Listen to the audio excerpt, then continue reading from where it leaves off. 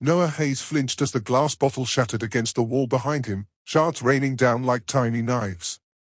His father's slurred voice boomed across the room. "You think you can just waltz out of here like you're better than us? You're nothing. Always will be." Noah's breathing hitched as he grabbed his backpack off the floor, avoiding his mother's vacant stare from the corner. His chest ached with the familiar sting of rejection, but he couldn't stay, not today. Without a word, he bolted out the door, the sound of his father's rage echoing in his ears. He didn't stop running until he was halfway to school, his hands trembling as he adjusted the straps of his worn-out bag. Today was supposed to be a normal day, just like all the others. But the crack in his facade had grown too large to ignore, and it was about to break entirely. By the time Noah arrived at Jefferson High, he had shoved the morning's chaos deep into the back of his mind. He couldn't afford to let anyone see his pain, not that anyone was paying attention. Noah was a ghost at school, invisible to everyone but the teachers who called his name during roll call. His plan was simple: keep his head down, survive the day, and go straight to work after school. But life, it seemed, had other plans. As he turned a corner in the crowded hallway, he collided with someone hard. A scalding sensation spread across his chest, and he hissed in pain, stepping back to see his shirt drenched in coffee. His gaze shot up to meet the wide eyes of Adrian Blake, the golden boy of Jefferson High. The guy everyone admired, envied, or wanted to be. "Oh, crap, I'm so sorry," Adrian said, his voice laced with genuine concern. He reached for his gym towel, offering it to Noah. But Noah wasn't in the mood for kindness, especially not from someone like Adrian. "What the hell is your problem?" Noah snapped, yanking the towel out of Adrian's hand. His voice cracked with frustration, drawing stares from the surrounding students. His usual invisibility evaporated in an instant. Adrian blinked, taken aback. "I didn't mean to." "Yeah, sure you didn't," Noah cut him off, his voice trembling with suppressed anger. He could feel the weight of everyone's eyes on him, and it made his skin crawl. Just leave me alone." Without waiting for a response, he shoved past Adrian and disappeared into the crowd, leaving the star athlete standing in stunned silence. Noah spent the rest of the morning avoiding everyone, his shirt still damp and stained with coffee. He hated how easily his emotions had gotten the better of him. He hated that Adrian had looked at him like he actually cared. Most of all, he hated that, for a split second, he had wanted to believe it.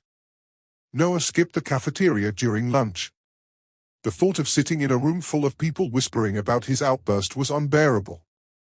Instead, he wandered to the far edge of the school grounds, where a cluster of trees provided a small haven from the chaos of the day. He leaned against a tree trunk, pulling his knees to his chest, and stared at the dirt. The moment with Adrian replayed in his mind, over and over, like a broken record. Why had he snapped like that? Sure, he was angry at his parents, at his life, at the world. But Adrian hadn't done anything wrong. If anything, he'd looked genuine. Like he actually cared. Noah shook his head, brushing the thought away. People like Adrian didn't care about people like him. "Found you," came a voice that made Noah's stomach drop. He glanced up and saw Adrian standing a few feet away, holding a paper bag. His signature confidence was absent, replaced by an almost sheepish look. "What do you want?" Noah muttered, hugging his knees tighter.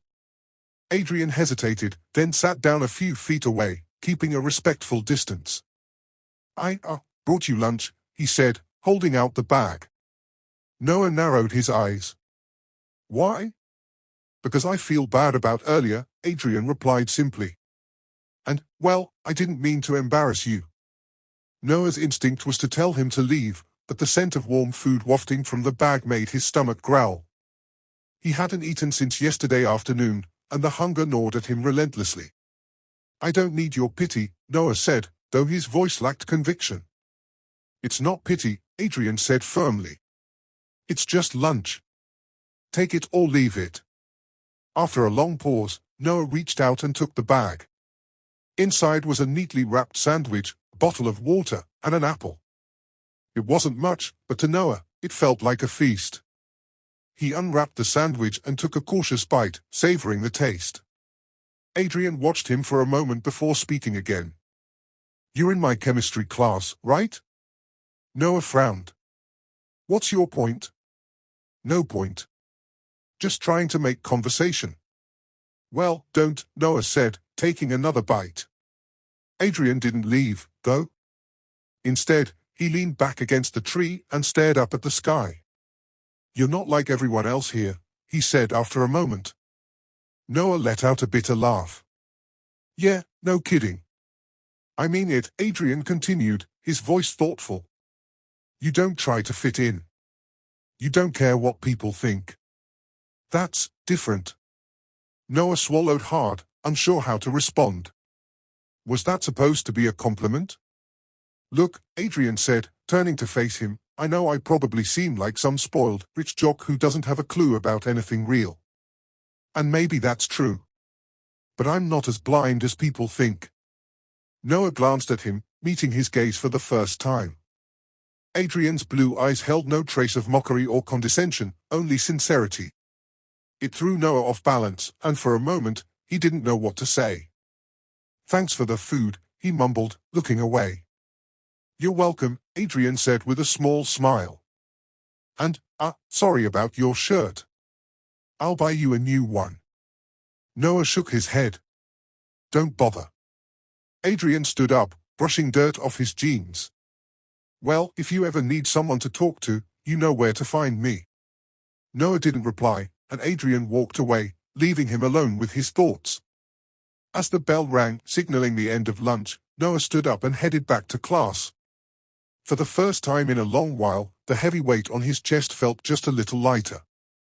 But he couldn't shake the nagging question in the back of his mind: why had Adrian Blake, of all people, gone out of his way to help him? The days that followed were strange. Noah expected things to go back to normal, returning to his invisible, isolated existence where he was just a name on the roll call and a face in the crowd. But every time he turned a corner in school, there was Adrian, flashing a smile, or sometimes just nodding at him like they shared some unspoken secret. It was disorienting, and Noah hated how easily his heart seemed to respond to the smallest gesture. He kept his distance, always on the move, trying to avoid conversations or lingering looks, but it didn't seem to matter.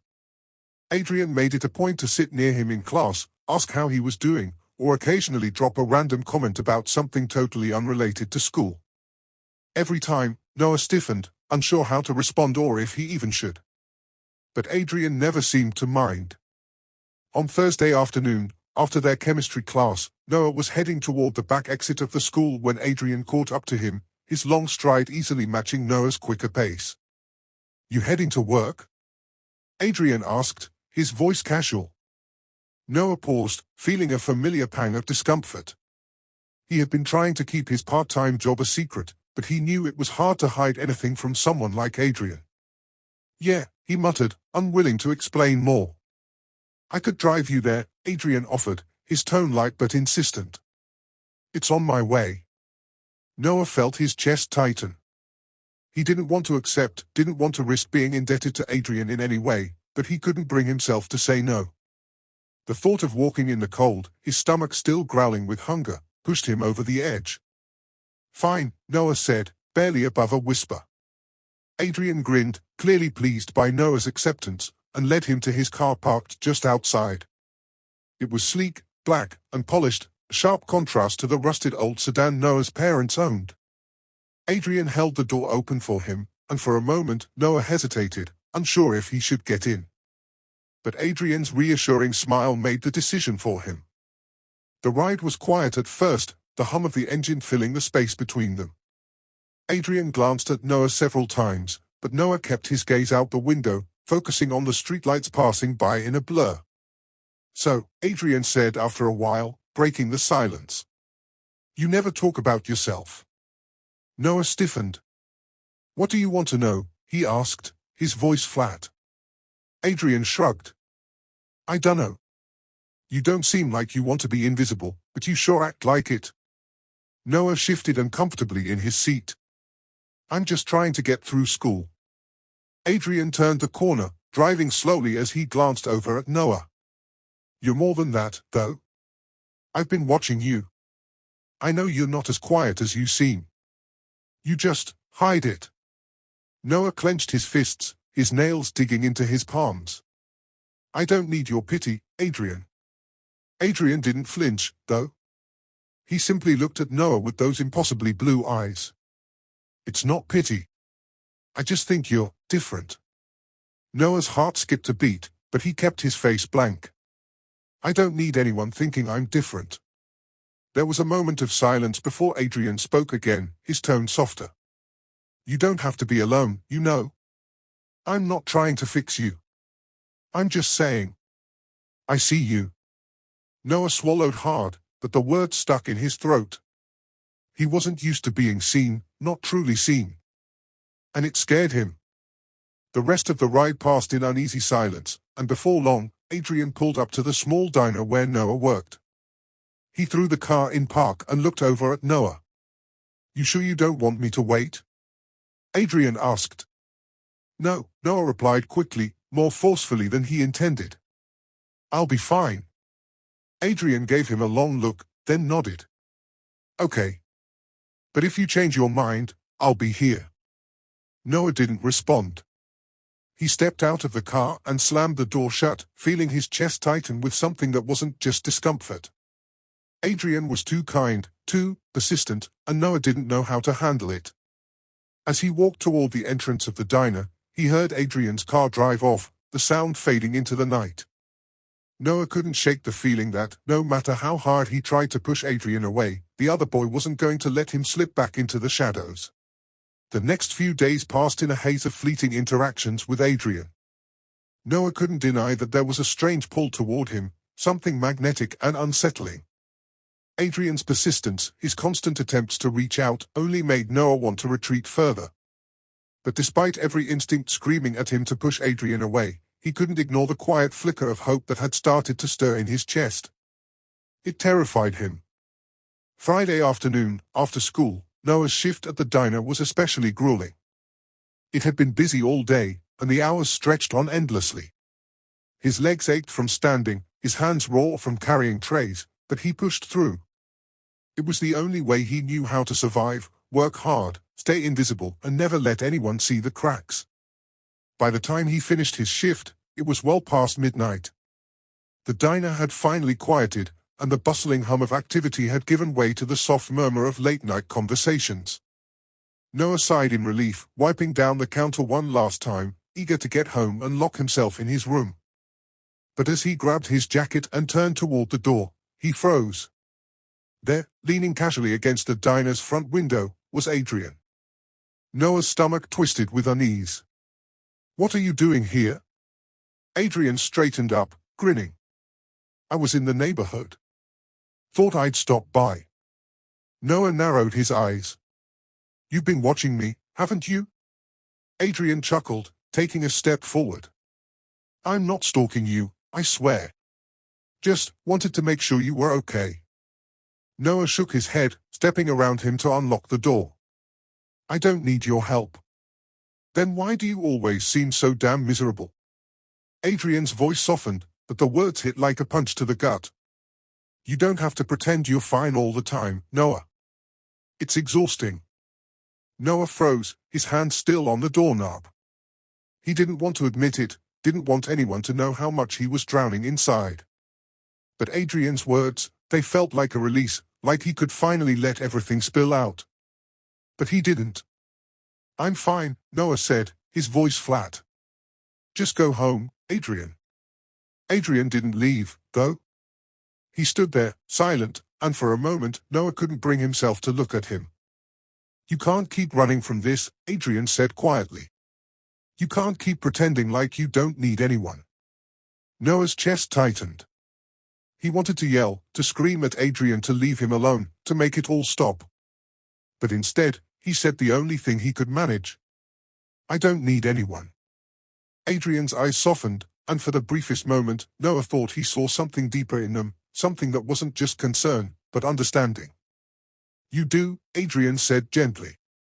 But you're not alone, okay? Noah finally looked up at him, his heart pounding in his chest. You don't know anything about me. Adrian shrugged. Maybe not. But I know that you're not the only one who feels like they're carrying the world on their shoulders. Noah opened his mouth to argue, but the words wouldn't come. Instead, he found himself standing there, staring at Adrian, feeling something stir inside him, something he didn't want to feel, but couldn't ignore. Adrian took a step closer, his voice lowering. I'm not going to leave you alone, Noah. I'm not giving up on you. Noah felt a lump form in his throat, the weight of Adrian's words pressing down on him. He wanted to walk away, to shut himself off, but he couldn't. Not this time. For a moment, neither of them moved, the tension between them palpable. Then, in a whisper, Noah said, "Why?" Adrian smiled softly. "Because you matter, Noah. You matter more than you think." And for the first time in what felt like forever, Noah didn't feel like a ghost.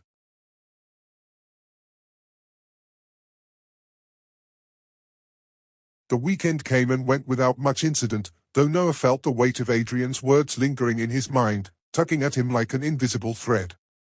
He couldn't stop thinking about what had happened outside the diner, how Adrian had been there, not with pity but with a quiet understanding that Noah didn't know how to deal with. It was a rare feeling, a connection, and it terrified him more than anything else. By Monday, Noah had retreated back into his shell. He went through the motions of school, keeping his interactions with Adrian minimal, trying his best to pretend that nothing had changed. He still sat at the back of the class, still walked the halls alone, still did everything to keep from standing out. But Adrian was everywhere, it seemed, his presence inescapable. Every time Noah looked up, there Adrian was, either waving from across the hallway, offering him a grin in the cafeteria, or sitting beside him in class, seemingly unbothered by Noah's cold silence. It wasn't that Adrian was being overbearing. It was just that, no matter how much Noah tried to push him away, Adrian never let him fade back into the shadows. During lunch on Monday, Adrian dropped into the seat next to him, as usual. Noah tried to ignore the way his stomach fluttered when Adrian sat so close. He turned his attention to his lunch tray, poking at the food absently. "Still trying to disappear, huh?" Adrian's voice broke the silence, though it wasn't teasing. There was no judgment in it, just an observation. Noah kept his gaze down. "I'm not trying to disappear. I just don't need anyone in my business." "I'm not in your business, Noah," Adrian said gently. "I'm just trying to be your friend." Noah's heart skipped a beat at the word friend. He wasn't sure he knew how to handle that. He'd never been good at trusting people, never been good at letting them get close. Every time someone tried, he ended up pushing them away, afraid of what would happen if they saw the truth of who he really was. He looked up at Adrian, who was watching him with those steady blue eyes. Adrian wasn't pushing him, wasn't trying to force anything. He was just there. "You're not like the others," Noah said, his voice barely above a whisper. Adrian smiled, his expression softening. "What do you mean by that?" Noah hesitated, unsure how to explain. "You don't treat me like I'm invisible." Adrian's smile widened. "I don't think you're invisible, Noah. I think you're just waiting for someone to notice." Noah swallowed, trying to ignore the warmth spreading in his chest. "I don't need anyone to notice." Adrian's smile faded slightly. "But maybe you want someone to." Noah opened his mouth to argue, but the word stuck in his throat. He didn't want to admit it, not even to himself. But deep down, he knew Adrian was right. There was a part of him that wanted to be seen, wanted to matter. And that was the part he feared the most. The bell rang, signaling the end of lunch, and the world seemed to rush back into focus. Adrian stood up, offering Noah a hand. "I'll walk you to class." Noah shook his head, a sense of unease creeping up on him. "I can get there myself." "Yeah, I know," Adrian said with a playful grin. "But I'm still walking you." And, despite his better judgment, Noah let him.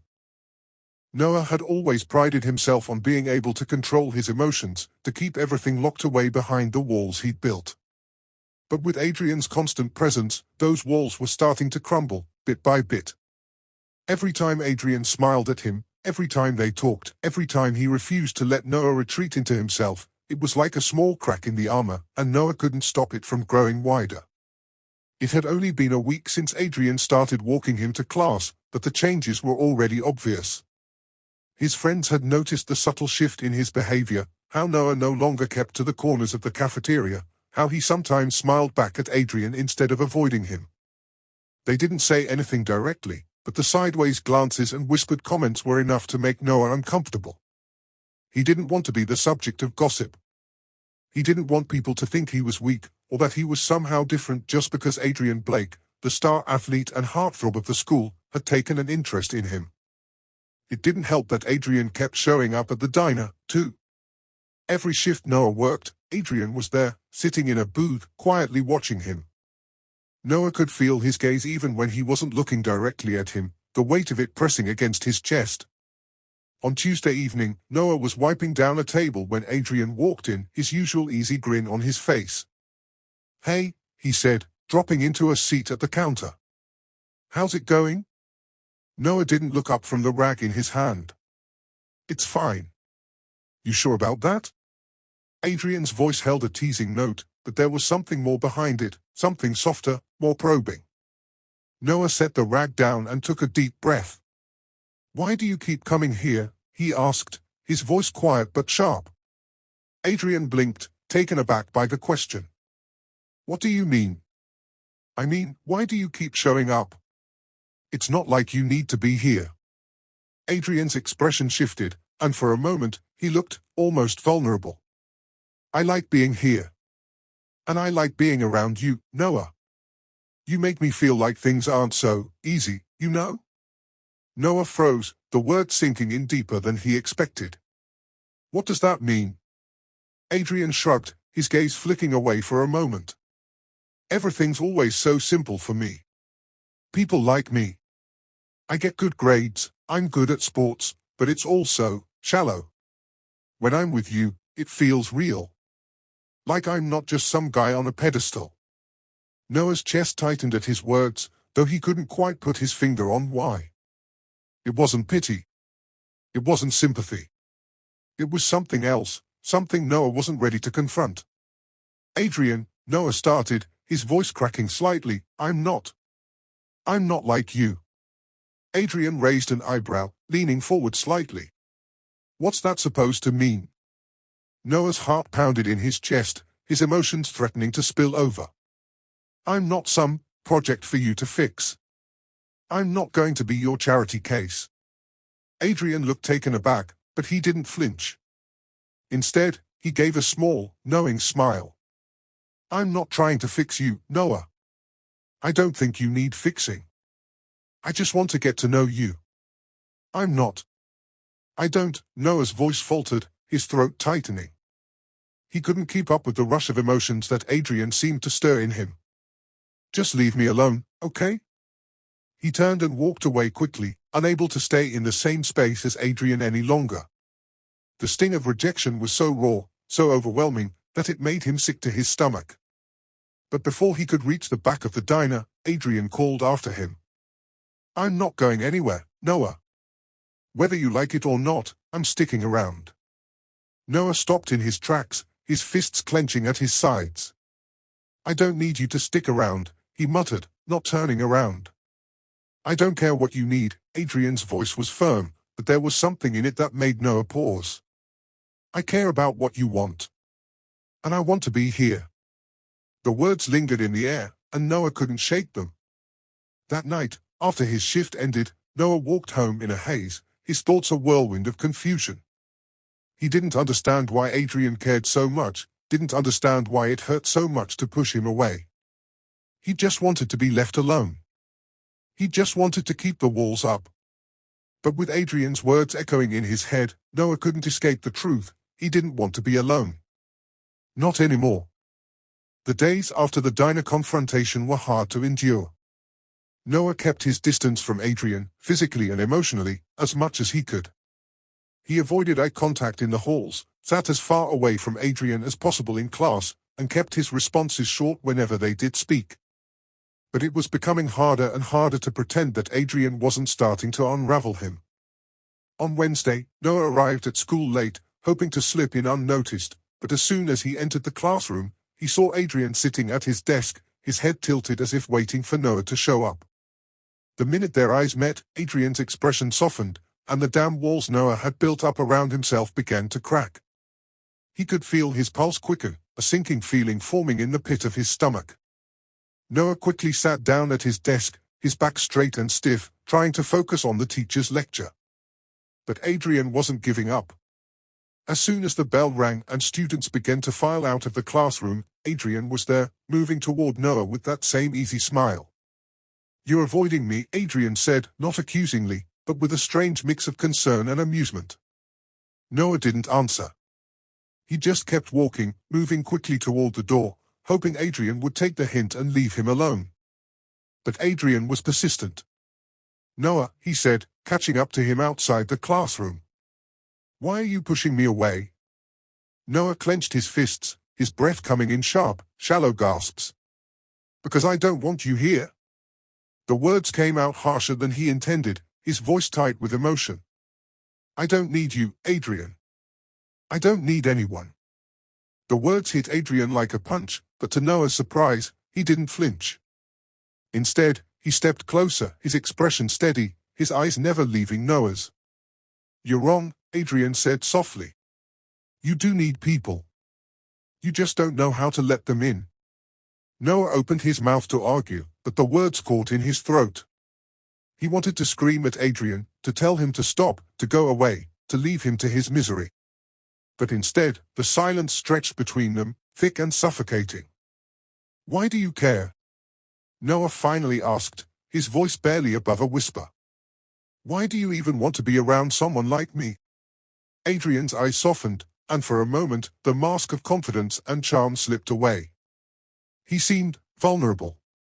"Because I see you, Noah. I see the way you're holding everything inside, the way you're pretending to be fine when you're not.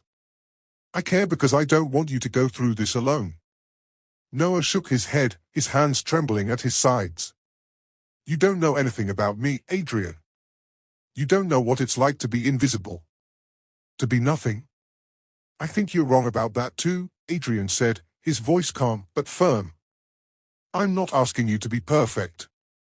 I'm not asking you to be something you're not. I'm just asking you to let me be here for you." The words hit harder than Noah expected, and for a moment, he felt something in his chest snap, a crack, deep and painful, as if all the walls he'd built were finally starting to give way. His heart was pounding, and he was torn between wanting to pull away and wanting to reach out. But before he could say anything else, a voice broke through the tension. "Adrian." They both turned to see a girl standing by the lockers, her arms crossed over her chest, her expression a mixture of curiosity and disdain. Noah immediately recognized her, Sophie Andrews, the head cheerleader and Adrian's ex-girlfriend.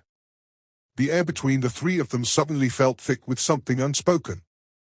Sophie's gaze flicked between Noah and Adrian, and Noah could practically feel the judgment radiating from her. Adrian's posture stiffened slightly, but he didn't look away from Noah. "Sophie, what's up?" "I was just wondering if you were still planning on coming to practice later," Sophie said, her tone casual but with an edge to it. She was clearly trying to make a point. Noah felt a wave of insecurity flood through him. He was all too familiar with the way people looked at him, like he was out of place, like he didn't belong. Sophie's presence only reinforced that feeling. Adrian didn't answer right away.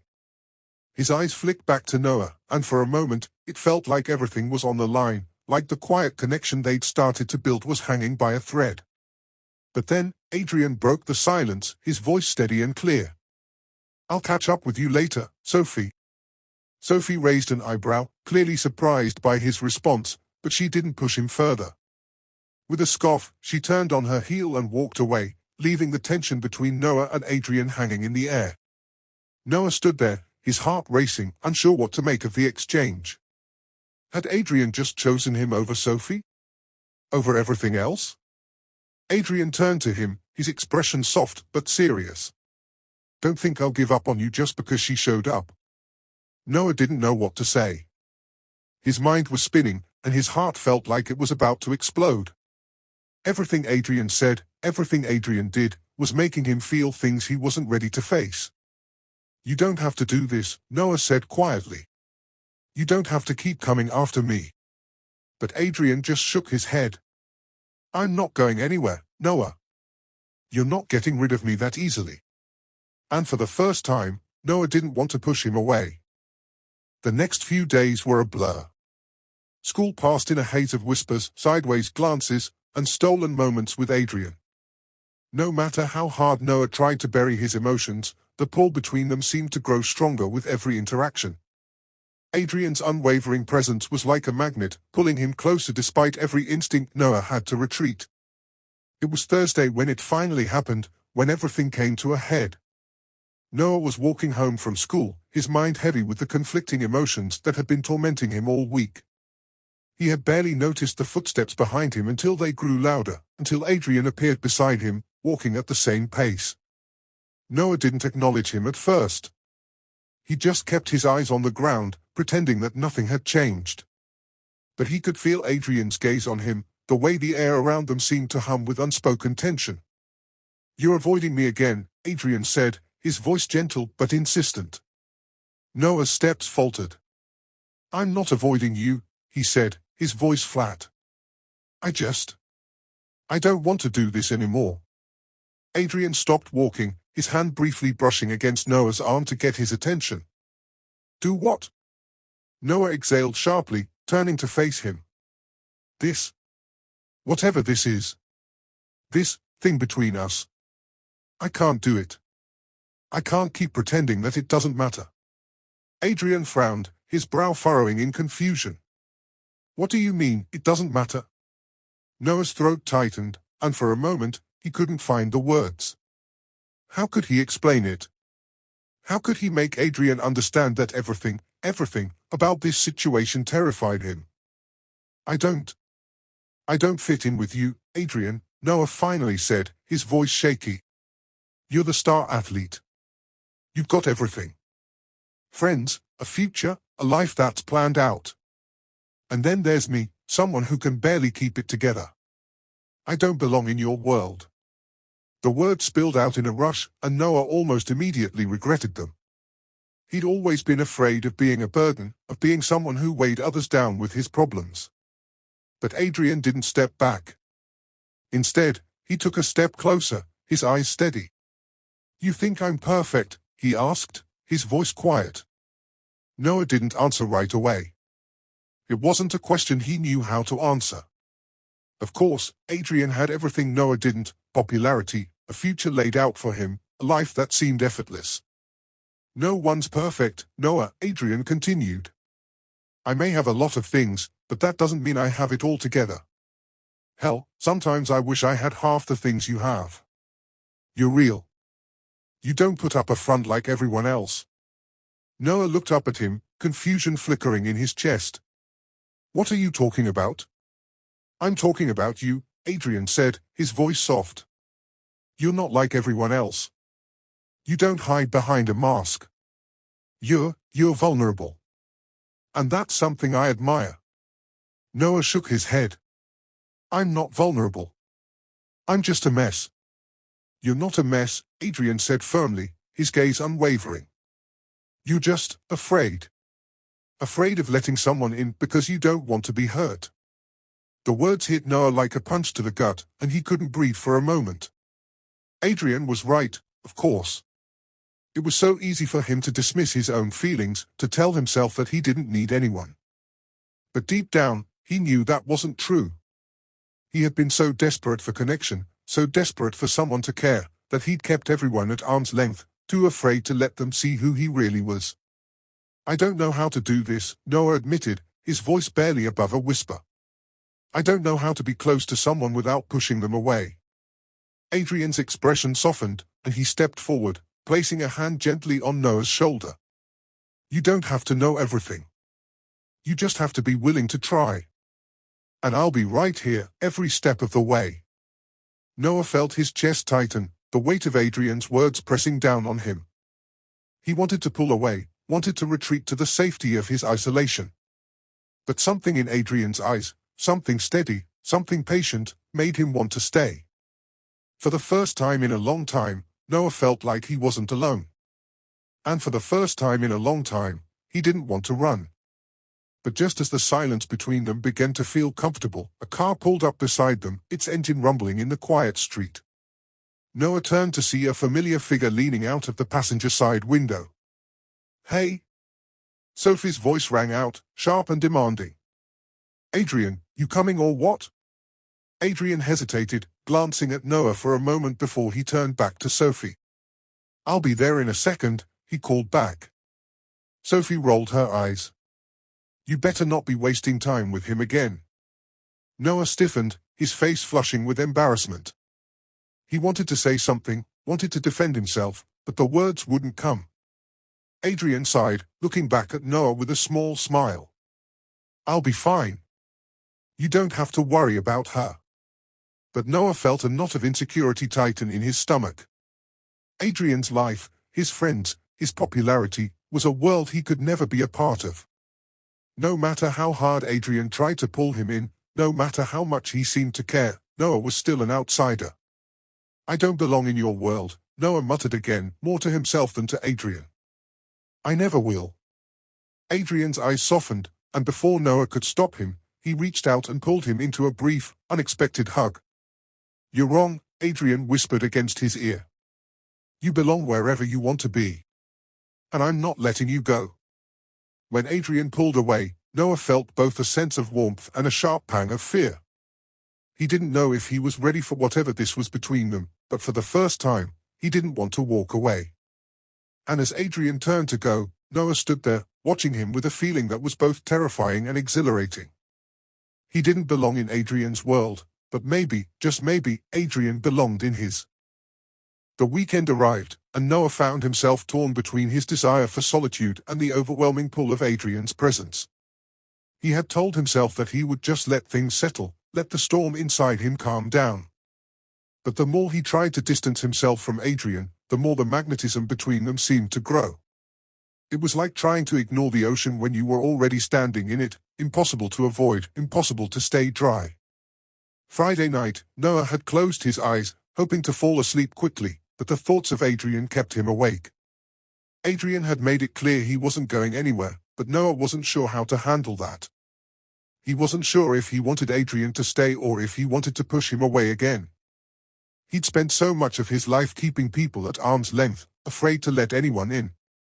And yet, Adrian kept chipping away at those walls, making Noah feel things he didn't know how to process.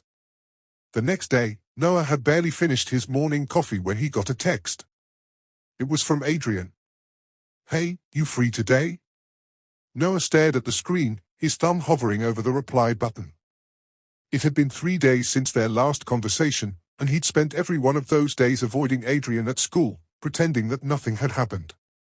But here Adrian was, reaching out again, not backing down. "I'm not sure. Got work later." It was a half-lie. He didn't have work until evening, but he was hoping that by being vague, Adrian would back off. He didn't want to admit that a part of him, maybe a big part of him, wanted to see him. A moment later, Adrian replied. "It's fine. Just wanted to hang out. I'll come by later if you want." Noah bit his lip, uncertainty swirling inside him. It wasn't that he didn't want to hang out with Adrian, it was just that he wasn't sure if he was ready to let things go that far. But before he could stop himself, he typed. "Okay, sure. See you later." He put his phone down, a sigh escaping his lips. What had he just agreed to? A few hours later, there was a knock on his door, and Noah's heart skipped a beat. He opened it to find Adrian standing there, holding a bag of what looked like takeout. "I brought lunch," Adrian said with a grin. "Hope you're hungry." Noah stepped aside to let him in, unsure of how to feel. Adrian had always been so sure of himself, so confident. But Noah had always been the opposite. He didn't know how to deal with someone like Adrian, didn't know how to handle the constant push and pull. "I wasn't expecting you to actually come," Noah said, his voice tight. Adrian raised an eyebrow, setting the bag down on the counter. "I said I'd come, didn't I? I meant it." Noah didn't respond, instead walking over to grab a couple of plates. They ate in silence for a while, the tension between them palpable. Noah could feel Adrian's eyes on him, but he didn't want to look up. If he looked at Adrian, he might just say something stupid. Finally, Adrian broke the silence. You know, you don't have to pretend around me. Noah's fork paused mid-bite, and he glanced up, meeting Adrian's gaze. What do you mean? I mean you don't have to keep pushing me away, Adrian said, his tone gentle but firm. I get it. You've got walls up. You're scared. But I'm not going anywhere. Not unless you tell me to. Noah's heart skipped. The words hit him harder than he expected. He hadn't even realized how much he'd been pushing Adrian away until now. He hadn't realized how much he was afraid of letting someone see the cracks in his armor, afraid of being vulnerable. I'm not good at this, Noah said, his voice barely above a whisper. I don't know how to let someone in. I've spent so long trying to keep everything under control. But when you're around, it's like I lose control. Adrian reached across the table, his hand brushing against Noah's. It was a small gesture, but it sent a jolt of electricity through Noah's body. You don't have to have it all figured out. We'll figure it out together. Noah couldn't help but look up, meeting Adrian's eyes again. There was no mocking, no judgment, just an unwavering sincerity. It made his chest tighten. He wanted to pull away, to tell Adrian that he didn't belong in his life. But the truth was, he didn't want Adrian to leave. I don't want to hurt you, Noah admitted, his voice cracking slightly. I don't know how to do this. I don't know how to be around you without pushing you away. Adrian's thumb brushed over Noah's knuckles, slow and deliberate. You're not going to hurt me. I'm not going anywhere. The word settled over Noah like a blanket, warm and comforting, but also terrifying. He felt like he was standing on the edge of a cliff, the ground beneath him shifting, unsure of what was waiting for him on the other side. But then Adrian leaned in, just slightly, his face close enough that Noah could feel his breath. For a moment, they were suspended in the space between them, close enough to touch, but not quite touching. I don't want to be your savior, Adrian said softly, his voice low. I just want to be here. For you? When you're ready. Noah felt his breath catch in his throat. He wasn't ready. He wasn't sure if he would ever be ready. But Adrian's words made something inside him stir, a hope, a small flame that he hadn't let himself feel in a long time.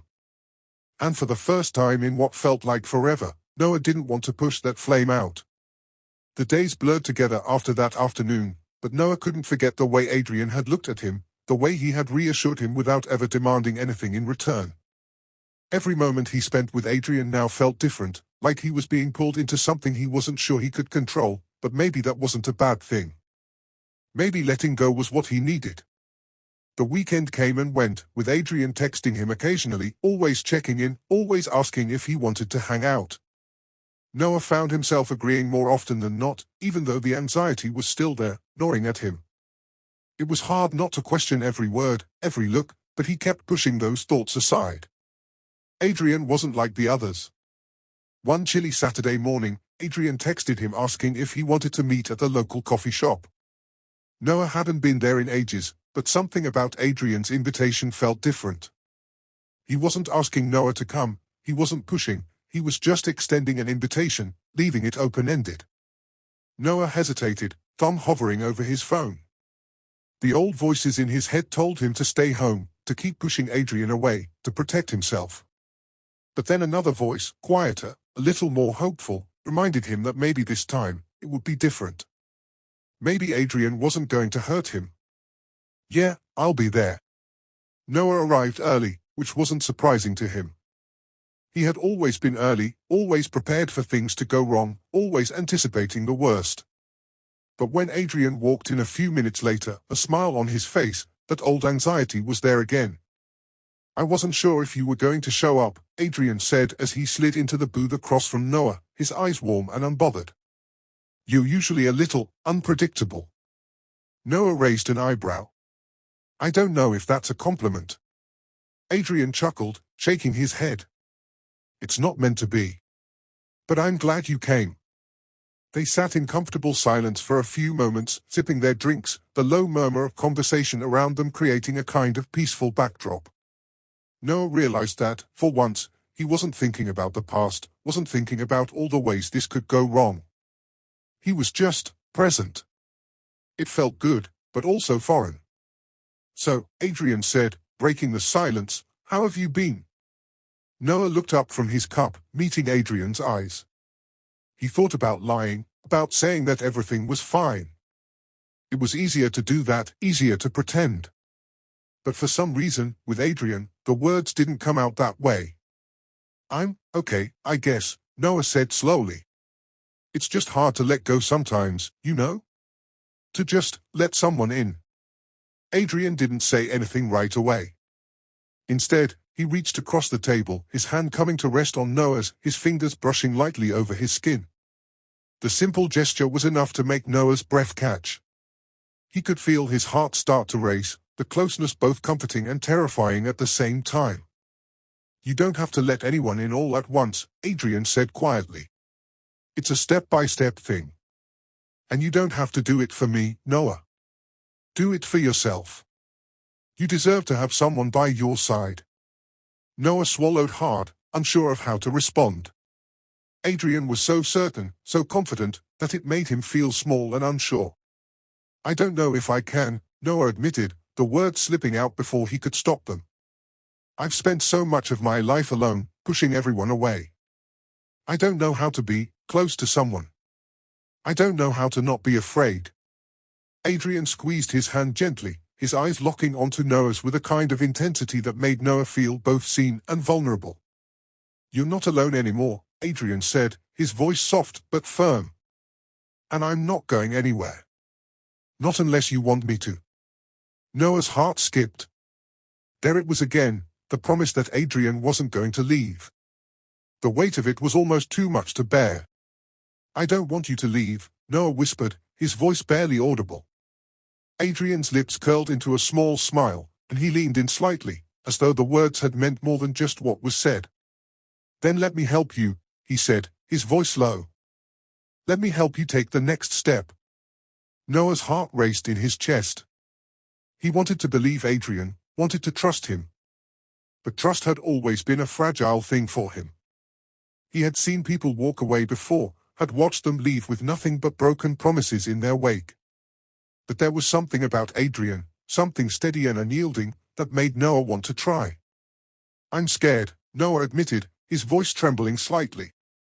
"What if I mess everything up?" Adrian's smile softened, and he gave Noah's hand another reassuring squeeze. "You won't mess it up. You can't mess it up. We'll figure it out, one step at a time." The words felt like a balm on his raw emotions, soothing and gentle. Maybe Adrian was right. Maybe he didn't have to have everything figured out. Maybe, for once, he could just let go and let things happen. And for the first time, Noah felt the weight of all his fears lift, just a little bit. Noah spent the next few days reflecting on his conversation with Adrian, replaying their words in his head over and over. For the first time in a long time, he felt a flicker of hope, a small, fragile thing, but still something to hold on to.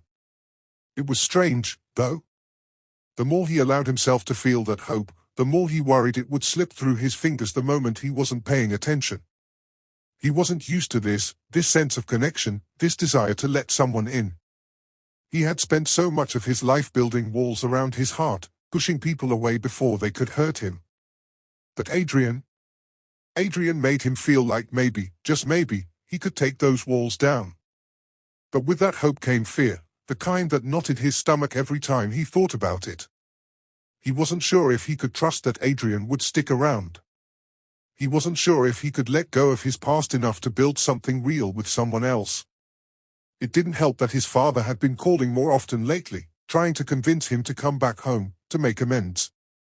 Each call felt like a chain being placed around his neck, a reminder of everything he was trying to escape.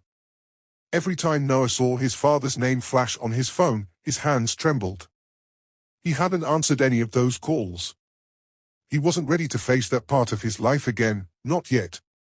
Adrian must have sensed Noah's internal turmoil, because the next time they hung out, he was quieter than usual, giving Noah the space he seemed to need. They sat on the roof of Noah's apartment building, watching the city spread out before them.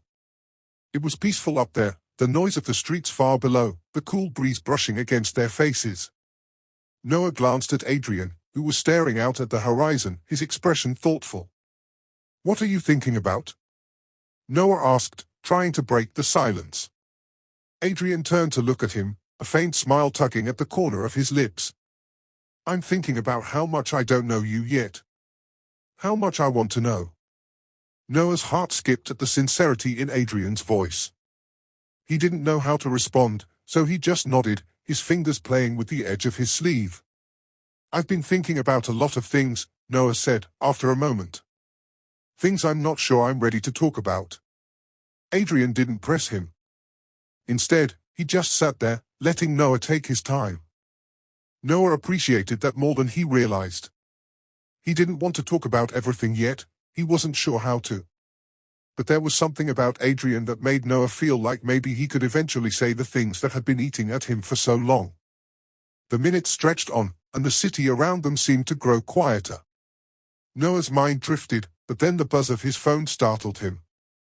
He fished it out of his pocket, expecting another text from his father, but it wasn't. It was a message from Emma, one of his old friends from high school. "I need to talk to you. It's about your dad." Noah's stomach tightened.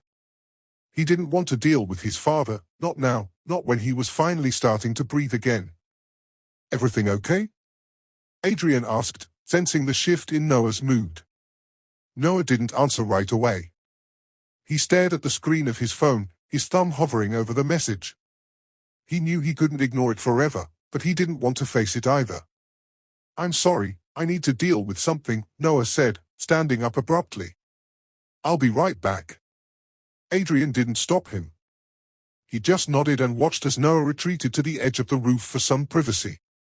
Noah took a deep breath, steadying himself before responding to Emma. He tried to keep his emotions in check, but he couldn't help the unease creeping into his chest. "What happened?" He typed, his fingers moving quickly over the screen. It only took a few seconds for Emma's reply to come through. "He's been asking about you. He says he wants to meet, Noah. He says he's sorry for everything."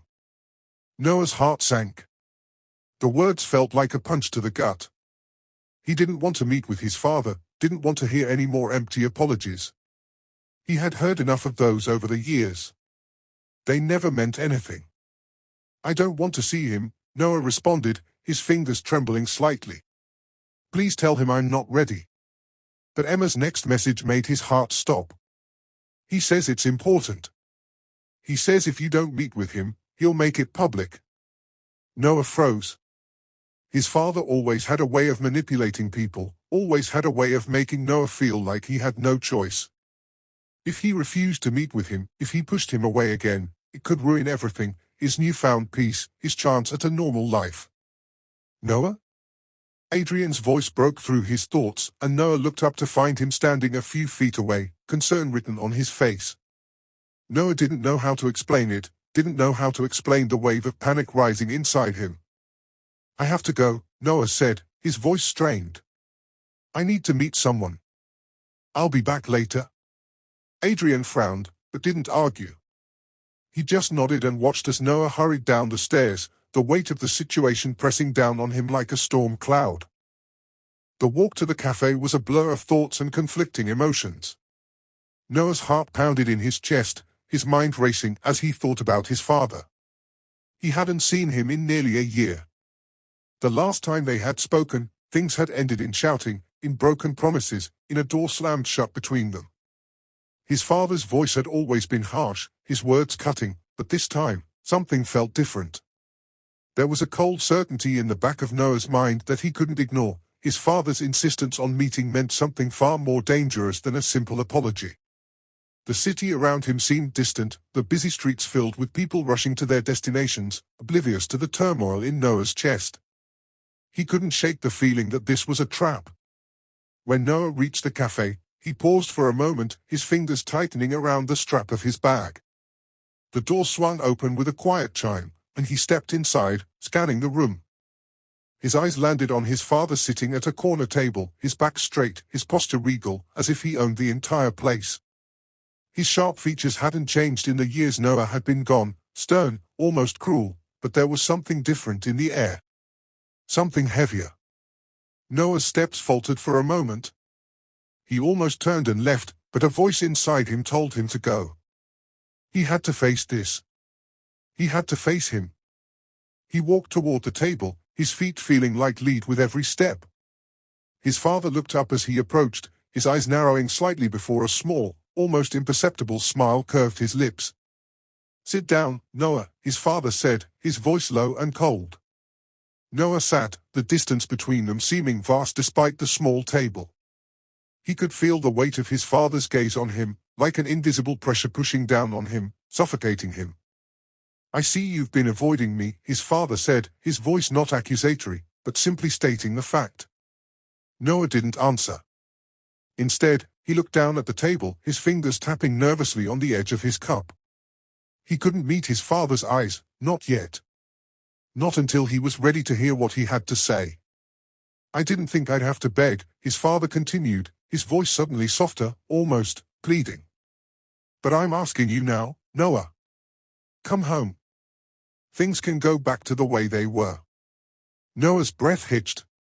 He hadn't been prepared for this, his father's sudden vulnerability, the way he made it sound like it was Noah's choice all along.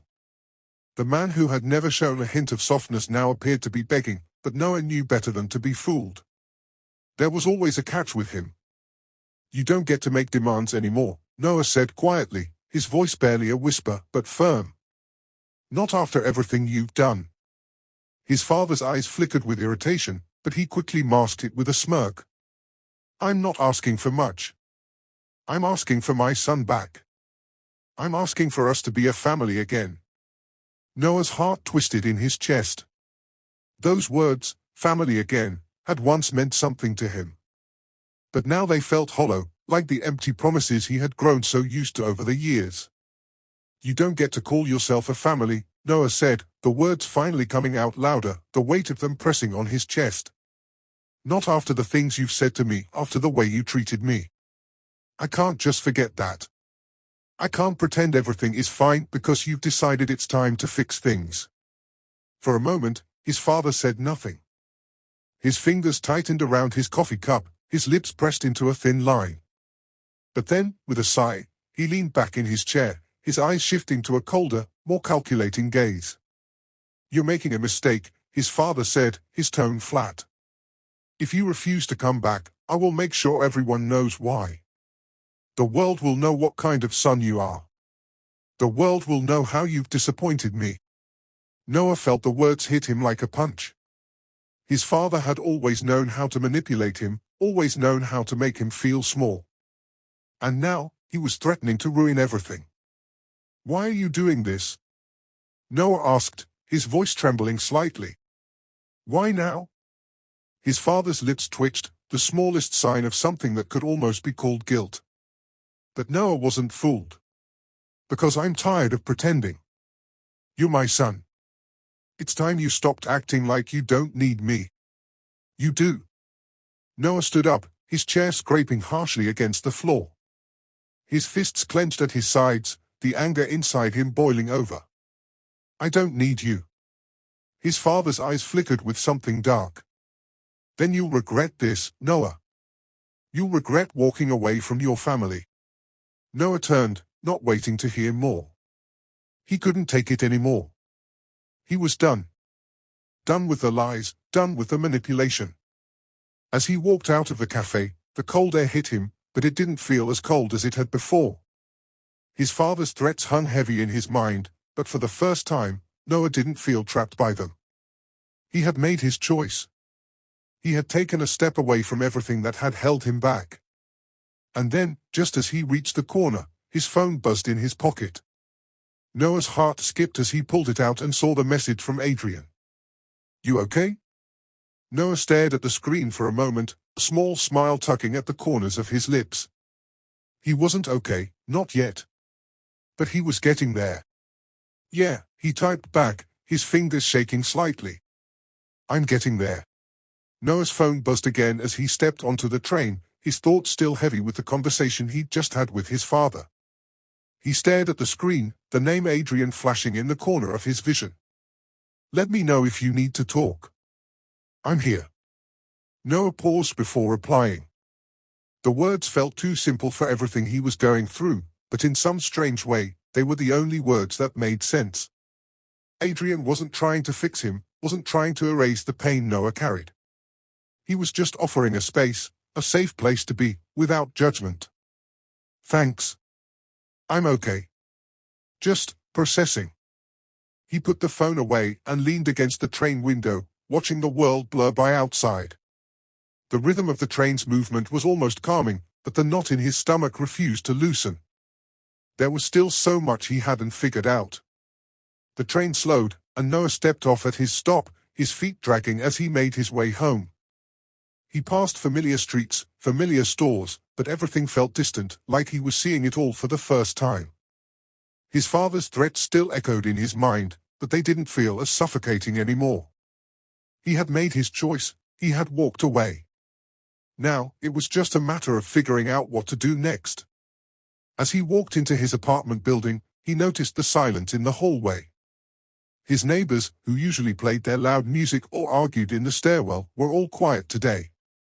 The stillness felt almost unnatural, and for a moment, Noah wondered if it was because they knew. If they had heard something about him, about the conversation with his father. He shook the thought from his head. He couldn't worry about that now. When he stepped inside his apartment, the quietness hit him again, this time more pronounced. The place felt emptier than usual, even though he had been living here for months. He hadn't unpacked everything yet, his boxes were still stacked neatly in the corner, untouched. The space felt more like a temporary stop than a home. Noah walked to the window and looked out at the city below. The lights of the buildings twinkled, but it was hard to feel any comfort in the view. The weight of everything, his father, his past, his uncertain future, was too heavy. He stared at his phone for a long moment, debating whether to reach out to Adrian. He didn't want to burden him, didn't want to add to the already complex mess of emotions he was dealing with. But something inside him was pushing him to talk, to tell someone the truth. Adrian, can we meet? He finally typed, his fingers slow as he hit send. Within seconds, Adrian's response came through. Of course. Where? Noah paused, his heart beating a little faster. He didn't have to explain anything, Adrian didn't expect him to. But the feeling of being understood, even in silence, was more comforting than anything Noah could have imagined. How about the cafe from last time? See you there in 20. Noah closed his phone and grabbed his jacket. His mind was still racing, but at least for a little while, he didn't have to carry the weight of it alone. When Noah arrived at the cafe, Adrian was already waiting at their usual table, his eyes scanning the room before landing on Noah. He smiled softly, an expression that felt both warm and inviting. Noah's heart skipped a beat, the tension in his chest easing just a little. I wasn't sure if you were going to make it, Adrian said, his voice light, but Noah could hear the concern beneath it. Noah smiled faintly as he slid into the seat across from Adrian. I almost didn't. Adrian raised an eyebrow, his gaze never leaving Noah's face. What's going on? Noah hesitated. The words felt stuck in his throat, but Adrian's steady presence made it easier to push past the fear. I met with my father today. Adrian's expression softened, but he didn't say anything, just waited for Noah to continue. It didn't go well, Noah said, swallowing the lump in his throat. I thought I could handle it, but I don't know. He's threatening to ruin everything if I don't go back. It's like he has this power over me, like I'm stuck. Adrian's eyes darkened, and for the first time, Noah saw a hint of anger in his gaze, anger not directed at him, but at the situation. He's trying to control you. And you're not the one who's stuck, Noah. He is. You're just learning to break free.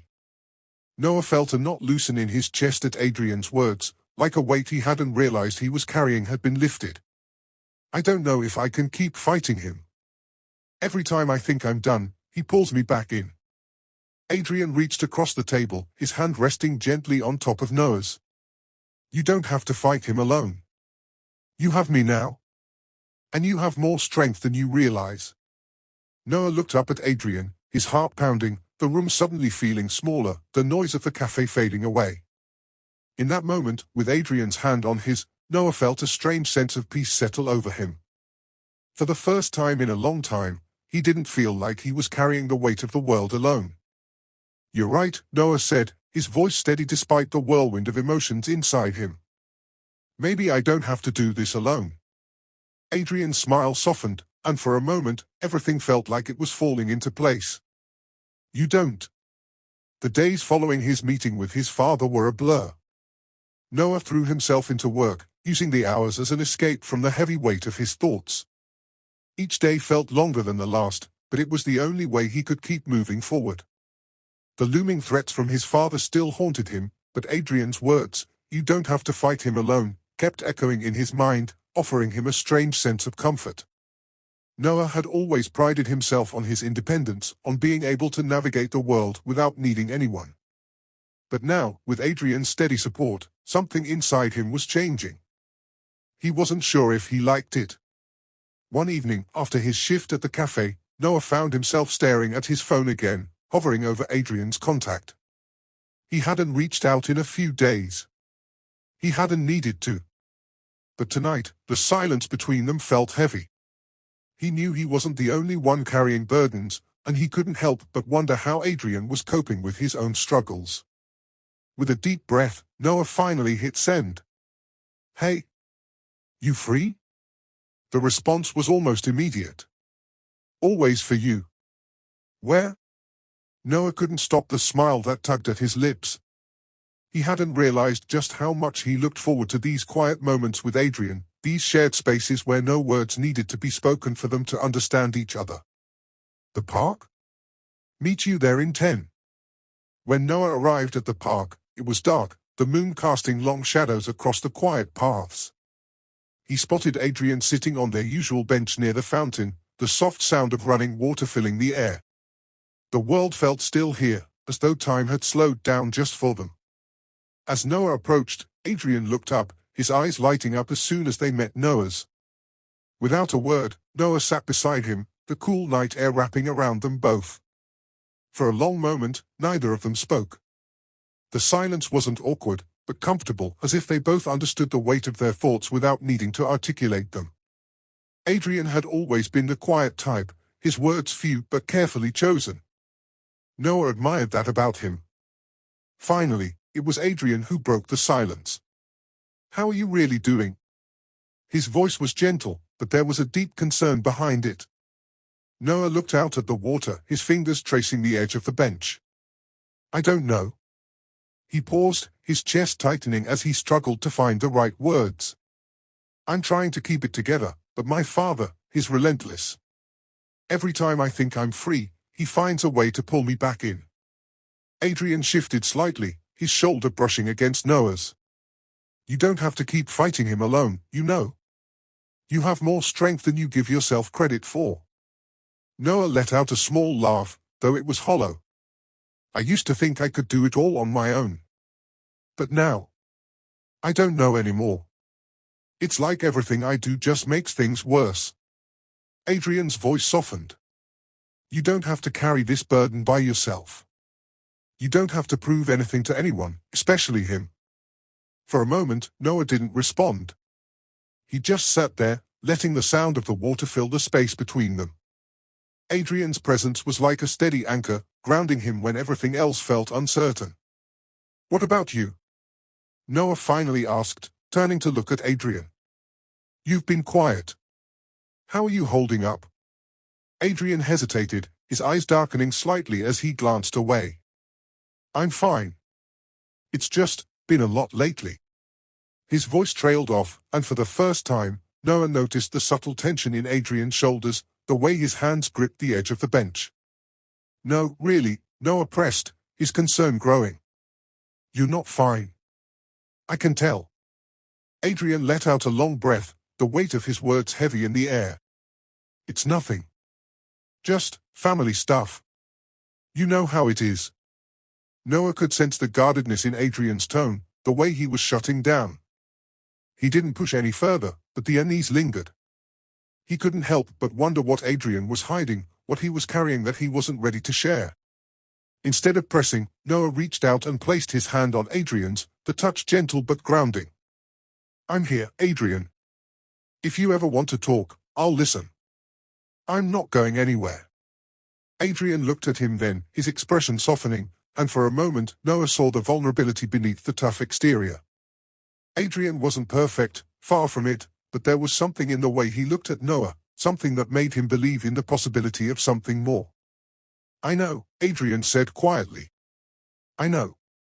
They sat in silence for a while longer, the weight of their unspoken truths hanging in the air between them. It wasn't the kind of silence that felt empty, it was filled with understanding, with trust. The next few days passed in a blur of work and quiet moments with Adrian. The pain of the conversation with his father still lingered, but Noah found himself relying on Adrian more and more, finding comfort in his presence even when words weren't necessary. But the storm was far from over.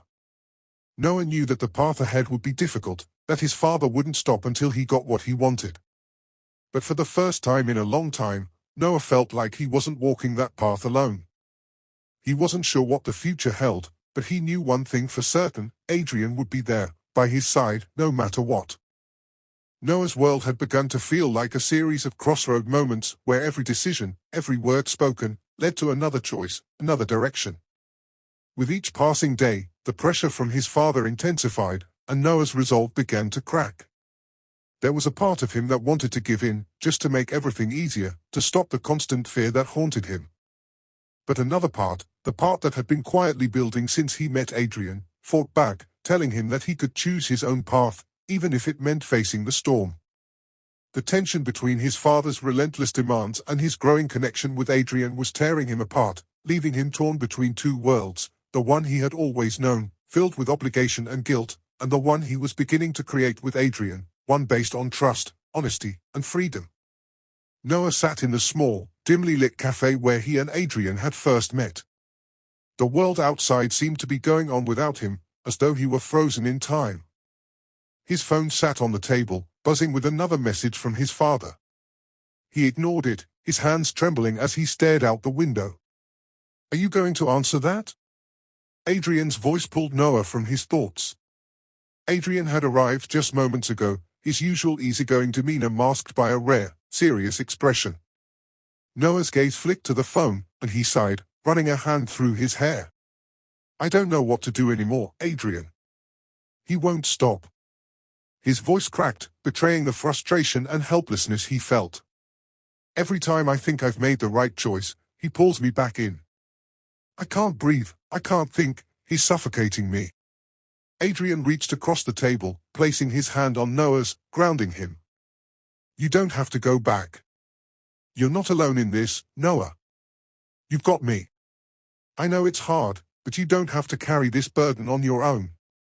The sincerity in Adrian's voice was enough to make Noah's heart race, but doubt crept in at the edges of his mind. He didn't know if he could break free from the hold his father had on him, if he could face the consequences of his actions. What if he lost everything, his family, his future? What if Adrian got hurt in the process? Adrian squeezed his hand, sensing Noah's hesitation.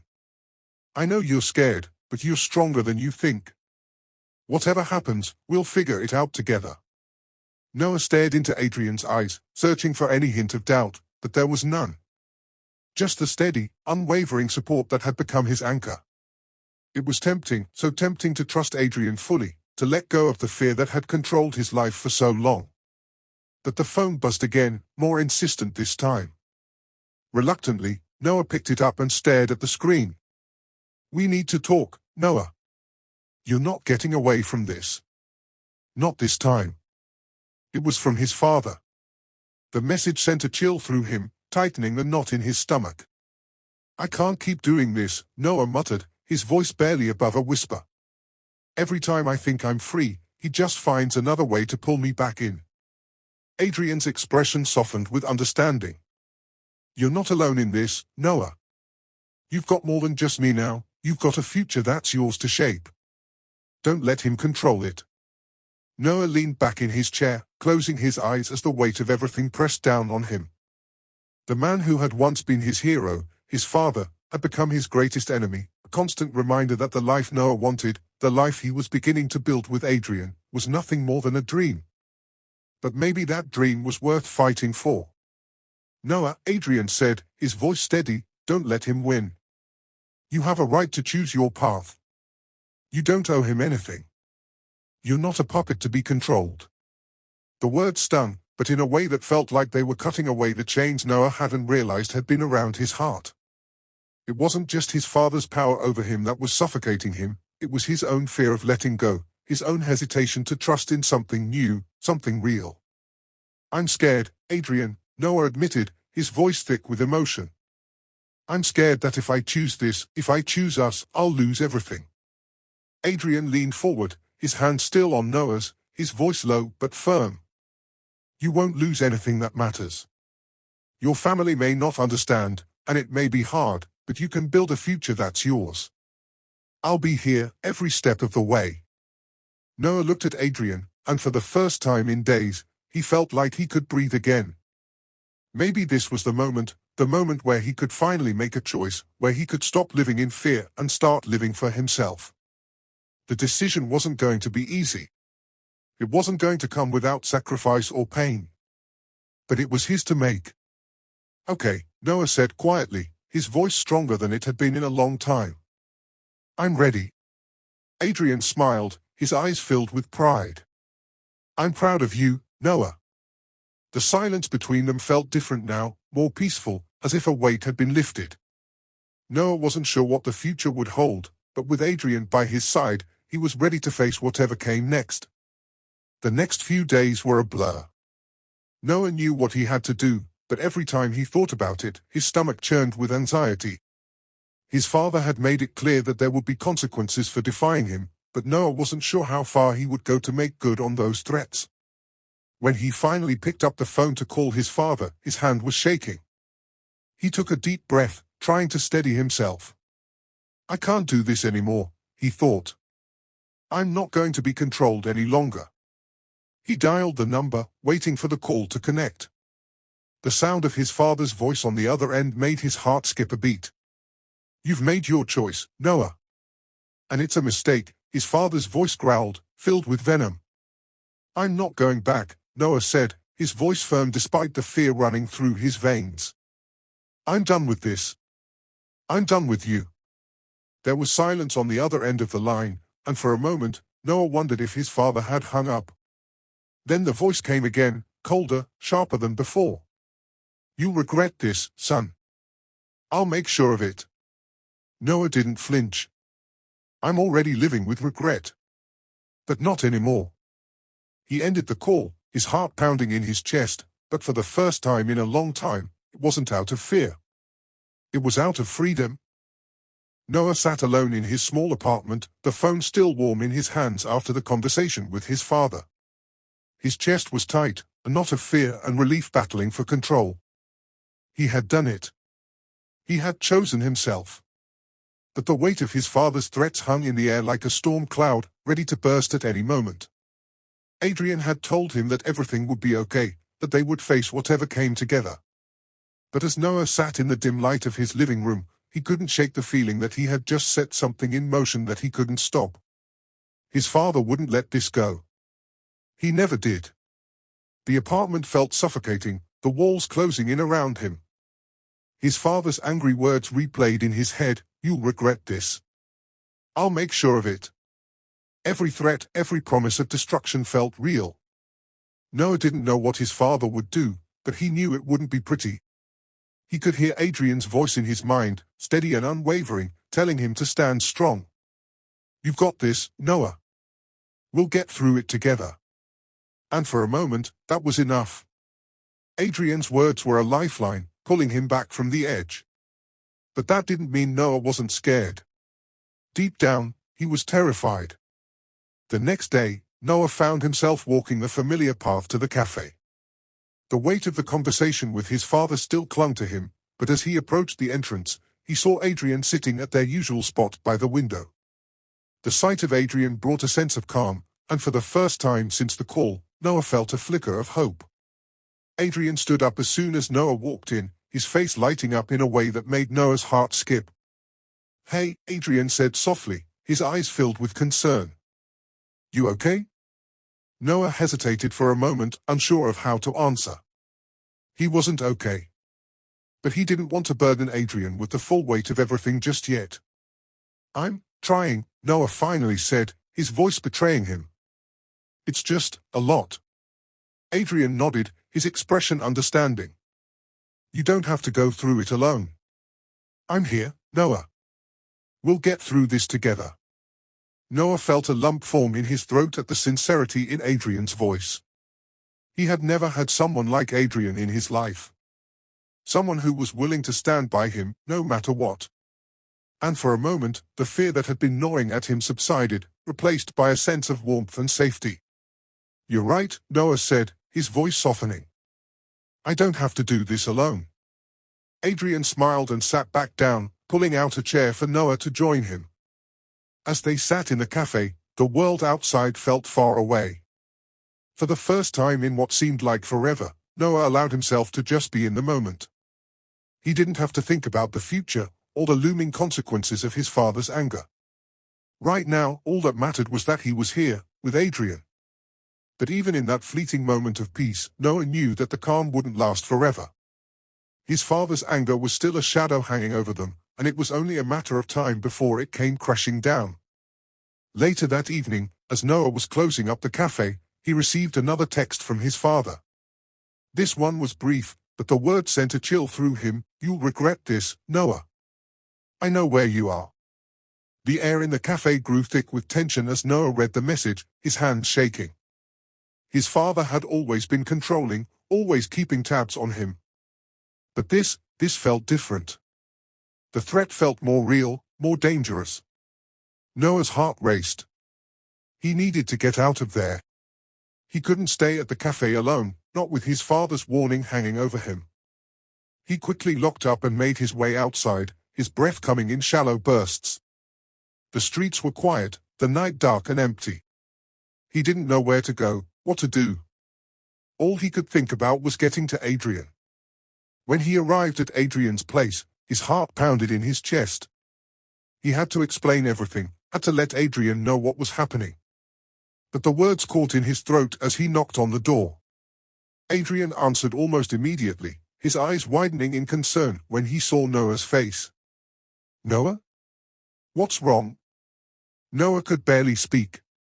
He was overwhelmed, the fear, the uncertainty, all rushing back in a tidal wave. "My father, he knows where I am. He said I'll regret this." Adrian's expression hardened, his protective instincts kicking in. Hey, it's going to be okay," he said, his hand gently resting on Noah's arm. "We'll figure this out. You're not alone in this, Noah." "I'm scared," Noah admitted, his voice barely a whisper. "I don't know what he's going to do. He's never stopped before." Adrian stepped closer, pulling Noah into an embrace. "You're safe here. He can't get to you if we're together. We'll make sure of it." Noah clung to Adrian, the warmth of his body offering a brief respite from the storm raging inside him. For a moment, it felt like maybe, just maybe, everything would be okay. But deep down, Noah knew the storm was far from over. His father wouldn't let this go, and the price of defying him was still unknown. As the night wore on, Noah couldn't shake the feeling that everything was about to change. His father's anger had always been a shadow, lurking in the background, but now it was closer than ever. Noah didn't know what the future held, but one thing was certain, he couldn't go back. Not now. With Adrian by his side, he was ready to face whatever came next. But he knew that the road ahead would be long, and the battles far from over. The days that followed felt like a blur for Noah. Every time his phone buzzed, his heart skipped a beat, thinking it might be his father. The tension was suffocating, and despite Adrian's unwavering support, Noah couldn't shake the sense of impending doom. His father's threats lingered in the back of his mind, the fear constantly gnawing at him. Adrian, though supportive, began to notice the change in Noah. The once lively spark in his eyes was now dimmed, replaced by a constant anxiety. It didn't go unnoticed by Adrian, who began to question if Noah was truly okay. They met at their usual cafe, Noah's face pale and tired from restless nights and constant worry. Adrian's eyes softened when he saw Noah, his concern growing. "You look like you haven't slept in days," Adrian said, sitting down across from him. He studied Noah's face, trying to gauge what was going on in his mind. Noah forced a small smile. "I'm fine," he said, but his voice lacked conviction. He hadn't felt fine in a long time. "Just a lot on my mind." Adrian leaned in, his expression serious. "Noah, you don't have to keep pretending. You don't have to carry this alone."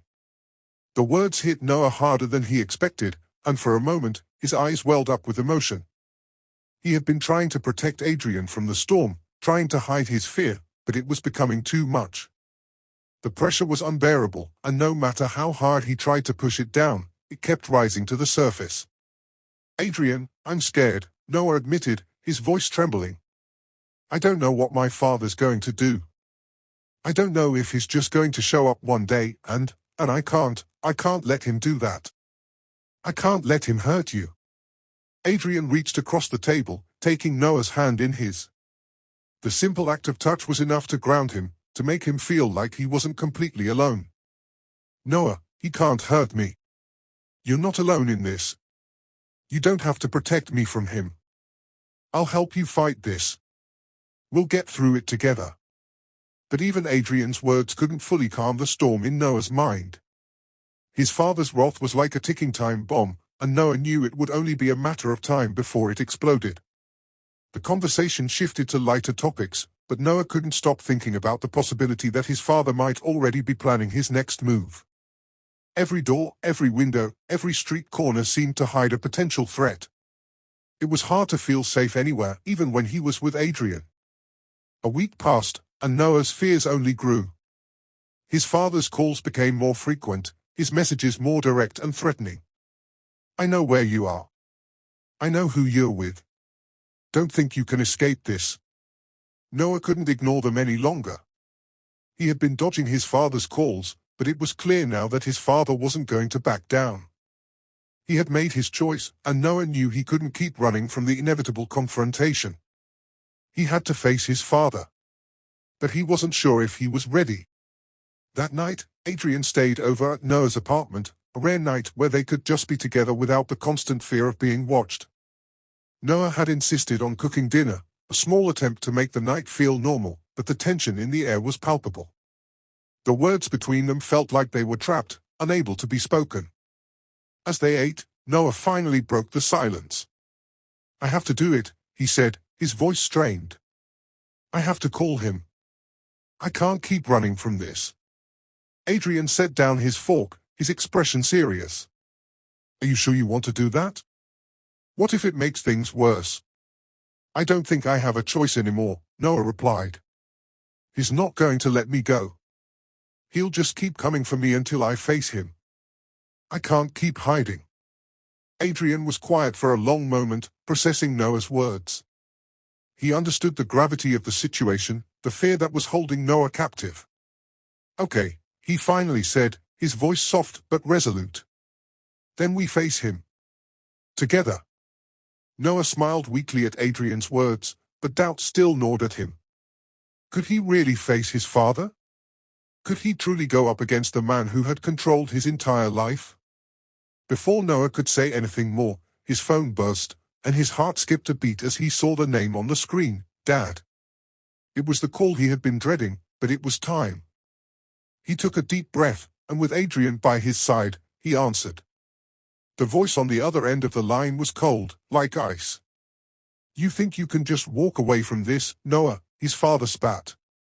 "You think I won't come for you? You're nothing without me. You'll regret this." Noah's grip on the phone tightened, his knuckles white. "I'm not your puppet anymore. I'm not going to do what you say just because you say so. I'm done with this." There was a long silence before his father spoke again, his voice low and dangerous. "You think you're free? You're wrong. You can't escape from me." I'll make you pay for this. Noah's heart raced. He could feel the heat of his father's rage through the phone. This was the moment. The moment he had feared, the moment he had been dreading. His father was never going to let him go. I'm not afraid of you anymore, Noah said, his voice shaking but firm. I'm not going back. I'm done. The line went silent. For a long time, neither of them spoke. And then, with a final click, the call ended. Noah let the phone fall to the table, his body tense and exhausted. He had done it. He had stood up to his father. But it hadn't felt like a victory. It had felt like the start of something even worse. Adrian was silent for a moment and then he reached out, placing a hand on Noah's. You did it, Noah. You stood up for yourself. That's huge. Noah looked up at Adrian, his eyes filled with doubt and fear. I don't know what happens next. I don't know if I can handle this. Adrian squeezed his hand gently. We'll handle it. Whatever comes next, we'll do it together. You're not alone. Noah felt a tear slip down his cheek, but this time it wasn't out of fear. It was out of something else, something that he hadn't felt in a long time. Hope. The days after the call with his father passed in a blur of unease. Noah couldn't escape the gnawing feeling that his father's wrath was on the horizon. Adrian stayed by his side, doing his best to reassure Noah, but the tension between them had thickened. No matter how many times Adrian told him that they would be okay, Noah couldn't shake the feeling that something terrible was coming. Each passing day seemed to bring a new level of stress. Noah couldn't focus on anything for long before his mind would race back to the looming threat. His father wasn't someone who could be ignored. He had the power, the money, and the resources to make Noah's life a living hell. And Noah knew that, despite the words of defiance he had spoken, the fight wasn't over. It was just beginning. That evening, after yet another sleepless night, Noah was standing in the kitchen, staring out the window. The world outside seemed quiet, but inside, his heart was pounding. Adrian had gone to the gym for the evening, and Noah had stayed behind, feeling too restless to sleep, too anxious to settle. A sudden knock at the door startled him, and for a moment, his heart stopped. He wasn't expecting anyone. Slowly, cautiously, he made his way to the door and peered through the peephole. His breath caught in his throat when he saw who was standing there. It was his father. Noah's stomach churned with a mixture of fear and anger. How had he found him? How had he tracked him down? He considered not answering, but the knocking continued, more urgent this time. His father wasn't going to go away.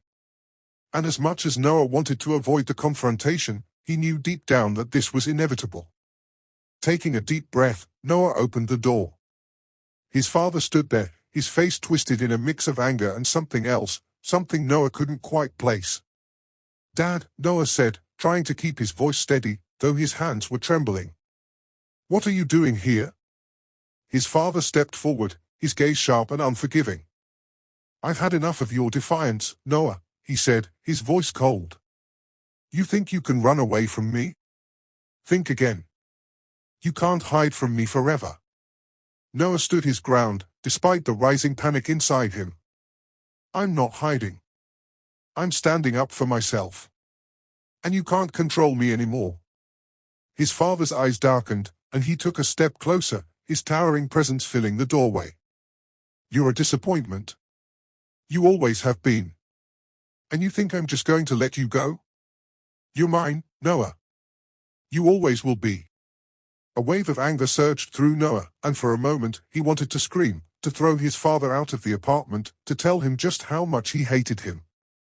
But instead, he held his ground. You don't own me, Noah said, his voice barely a whisper, but filled with defiance. I'm done being your pawn. I'm done letting you control my life. His father's face twisted in a sneer. You'll regret this, he spat. You'll regret ever turning your back on me. Before Noah could respond, his father shoved past him, stepping into the apartment with force. Noah's heart raced as he backed away, fear bubbling in his chest. His father's presence was overwhelming, suffocating. But Noah knew he couldn't let him take control again. "Get out," Noah said, his voice shaking but resolute. "I'm not letting you do this." His father's eyes narrowed, his gaze hardening. "You think you can just stand up to me? I'll make sure you know your place, Noah. You'll be sorry." The tension in the room was thick, like the air before a storm.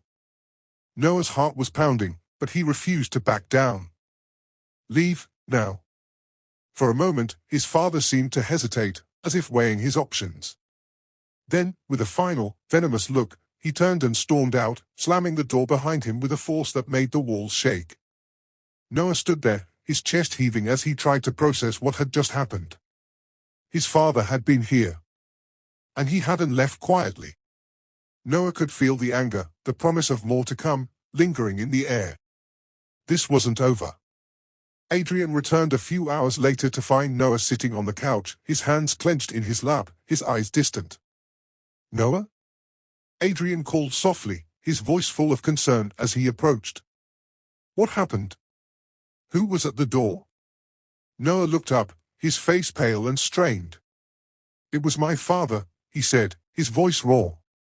He found me." Adrian's face hardened with a mix of anger and protectiveness. "What did he want?" Noah swallowed, trying to push down the wave of emotion threatening to overtake him. "He's not going to stop. He's not going to let me go. He said I'd regret this." Adrian knelt beside him, taking his hands in his. "Noah, you don't have to face him alone. We'll fight this together. I won't let him hurt you." But Noah shook his head, the weight of everything threatening to break him. "I don't know if we can fight this. He's not just going to leave me alone. I don't know how far he'll go." Adrian squeezed his hands tighter, his gaze unwavering. "We'll figure this out. Together. But I won't let him tear us apart. Not now, not ever." Noah's heart ached at Adrian's words. He had never felt so supported, so cared for. But the fear still lingered, and it wasn't going to be easily shaken. The next day, Noah woke up early, a sense of dread settling over him like a heavy blanket. He knew that his father wouldn't stop. This was only the beginning, and things were only going to get worse. As he sat at the kitchen table, the sound of his phone buzzing shattered the silence. Noah's heart skipped as he saw the name on the screen, Dad. He hesitated for a moment before answering, steeling himself for whatever was coming next. The phone call was worse than Noah could have imagined. His father's voice, cold and menacing, cut through the quiet of the morning. "You think I'll let you be happy, Noah? You think you can escape me? You're wrong. I'll make sure you regret this decision. You and that boy, what was his name? Adrian? He's just as much of a problem as you are. Don't think I won't make him pay for what you've done." Noah's blood ran cold. He had always feared that his father would try to hurt the people he cared about, but hearing it spoken aloud made the threat all too real. His grip on the phone tightened, his fingers trembling. "Stay away from Adrian," Noah said, his voice shaky but firm. "You have no right to involve him. This is between you and me. You think you can control this?" His father's laugh was cruel, like a knife twisting in Noah's gut. "I'll make sure he knows just how much you're willing to risk for him. You're a fool if you think I won't take everything from you." With those final, chilling words, his father ended the call, leaving Noah staring at the screen, his heart pounding in his chest. Adrian was in danger. And it was all because of him. Noah spent the rest of the morning pacing his apartment, his thoughts a whirlwind of panic and guilt. Every time he closed his eyes, he saw his father's face, the anger in his eyes, and the unmistakable promise of vengeance. He had tried to protect Adrian, tried to shield him from the chaos that was his life, but it was clear now that he couldn't hide him from this. His father was relentless, and Noah was terrified that Adrian might end up paying the price for Noah's defiance. When Adrian showed up later that afternoon, Noah couldn't hide the fear in his eyes. Adrian immediately noticed the change in his expression, his usual easygoing demeanor replaced by a tightness that Noah couldn't ignore. "What happened?" Adrian asked, his voice low, his concern evident. Noah swallowed, trying to steady himself. My father called. He knows about you. And he's not going to stop until he makes you pay for being with me. Adrian's face hardened, the anger in his eyes mixing with something darker, something that Noah had never seen before. I'm not afraid of him, Adrian said, his voice steady and full of conviction. You're not alone in this, Noah. I'm not going anywhere. But Noah couldn't bring himself to believe it. He had seen the lengths his father was willing to go to, the manipulation, the cruelty. Adrian was the one thing that Noah truly cared about, and the thought of losing him, of seeing him hurt because of Noah's past, was unbearable. No, Noah said, shaking his head. You don't get it. He's not someone you can just ignore. He's dangerous. And he'll stop at nothing to destroy me. I can't let him do that to you. Adrian stepped closer, his hand reaching for Noah's. You're not getting rid of me that easily. We'll figure this out, I promise. Together. But even as Adrian spoke, Noah felt the weight of his father's threats hanging over them. No matter how much Adrian reassured him, Noah couldn't escape the feeling that this was only the beginning of something much worse. The storm was just starting, and Noah wasn't sure how much longer he could keep everyone safe. The next few days were a blur of anxiety and fear. Noah couldn't focus on anything without imagining his father's next move. He checked his phone constantly, waiting for another call, another message, another threat. It was exhausting, mentally and emotionally draining, and yet the fear never let up. Adrian, as always, tried to keep things normal, but Noah could see the worry in his eyes. Adrian had a way of hiding his own fears, of pretending that everything would be okay, but Noah knew that this was eating at him too. One night, as they sat on the couch, Noah finally voiced the thought that had been haunting him for days. I don't know if I can do this, he said quietly, his voice barely above a whisper. I don't know if I can keep running from him. I don't know if I can protect you. Adrian turned to him, his expression softening. You're not running. You're standing up to him. You're stronger than you think, Noah. And I'm here. I won't let him hurt you. But Noah could see the cracks in Adrian's resolve. He knew that Adrian was scared, even if he was trying to hide it. You don't get it, Noah said, his voice breaking. This isn't just about me. It's about you too. If I can't protect you, if something happens to you because of me, I won't be able to live with that.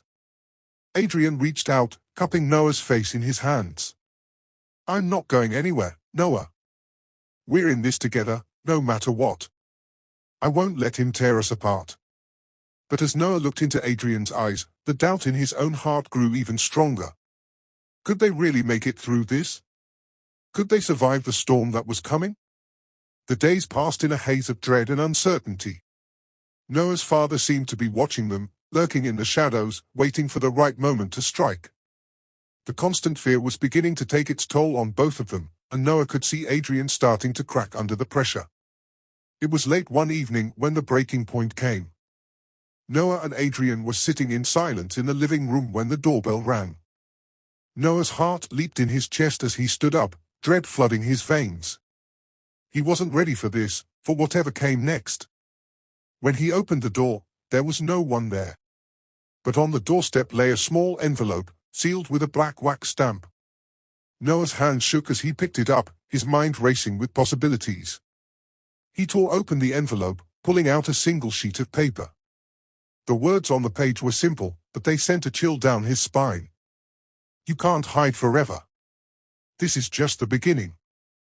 I'll make sure you regret this. I'll make you pay for everything. Noah stared at the letter, his mind reeling. The storm had arrived. The letter felt like a death sentence in Noah's hands. The words blurred as his vision clouded with tears of frustration. You can't hide forever. It was more than just a threat, it was a promise. His father wasn't going to stop until he had destroyed everything that Noah loved, starting with Adrian. Adrian stood beside him, his face hard as he read over Noah's shoulder. This changes nothing, he said quietly, his voice steady despite the obvious anger simmering beneath the surface. This is just another empty threat. He won't win. But Noah's heart wasn't as sure as Adrian's words. He could feel the weight of the message pressing down on him. He could already see his father's influence creeping into their lives, into their safe haven.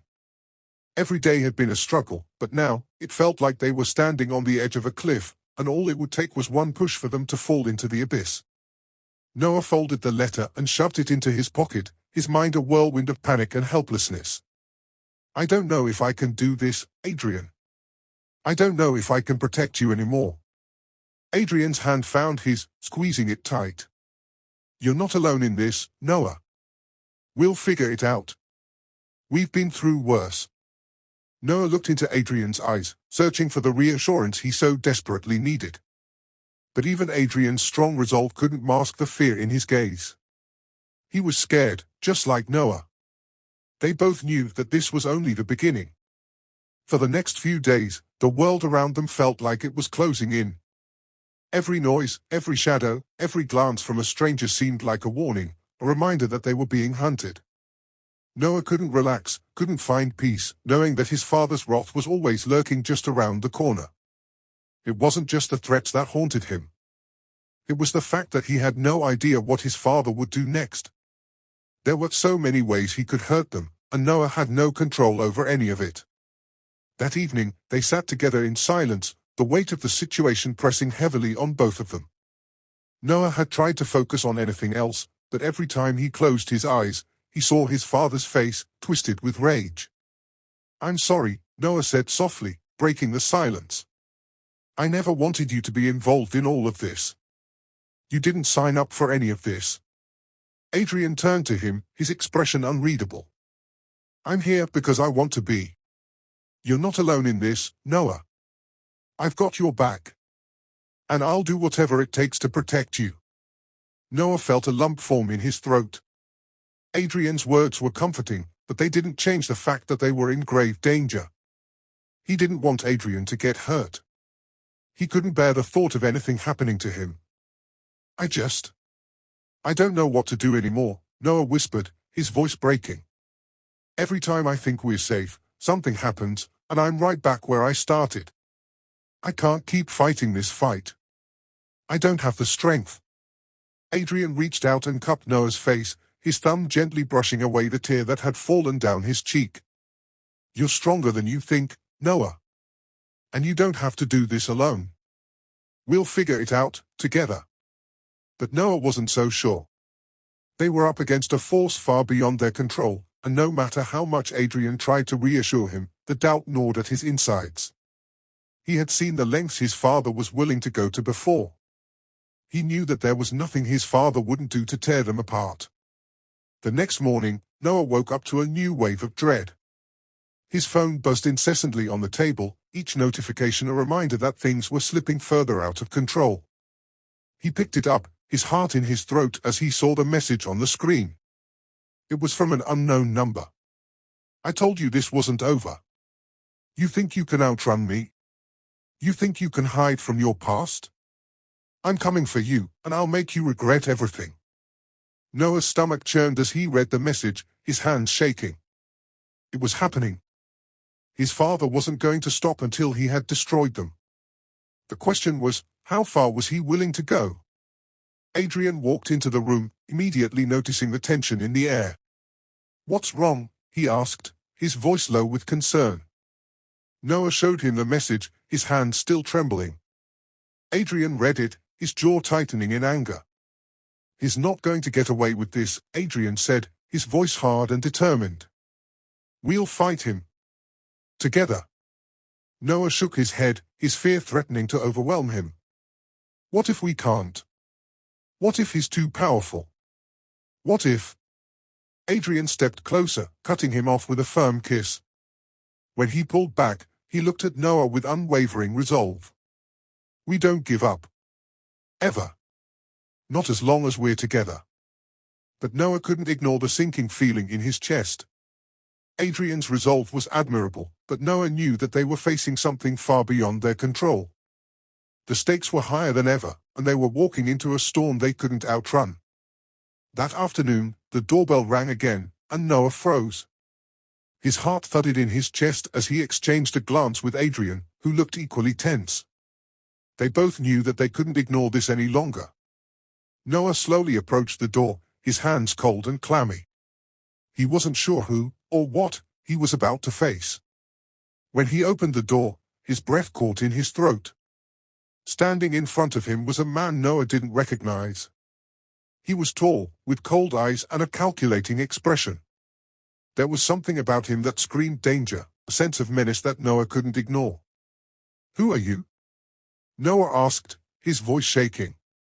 The man didn't answer right away. Instead, he stepped forward, his presence overwhelming. "Your father sent me," he said simply, his voice low and threatening. "I'm here to deliver a message." Noah's stomach twisted with fear. "What kind of message?" The man smirked, his eyes gleaming with something dark.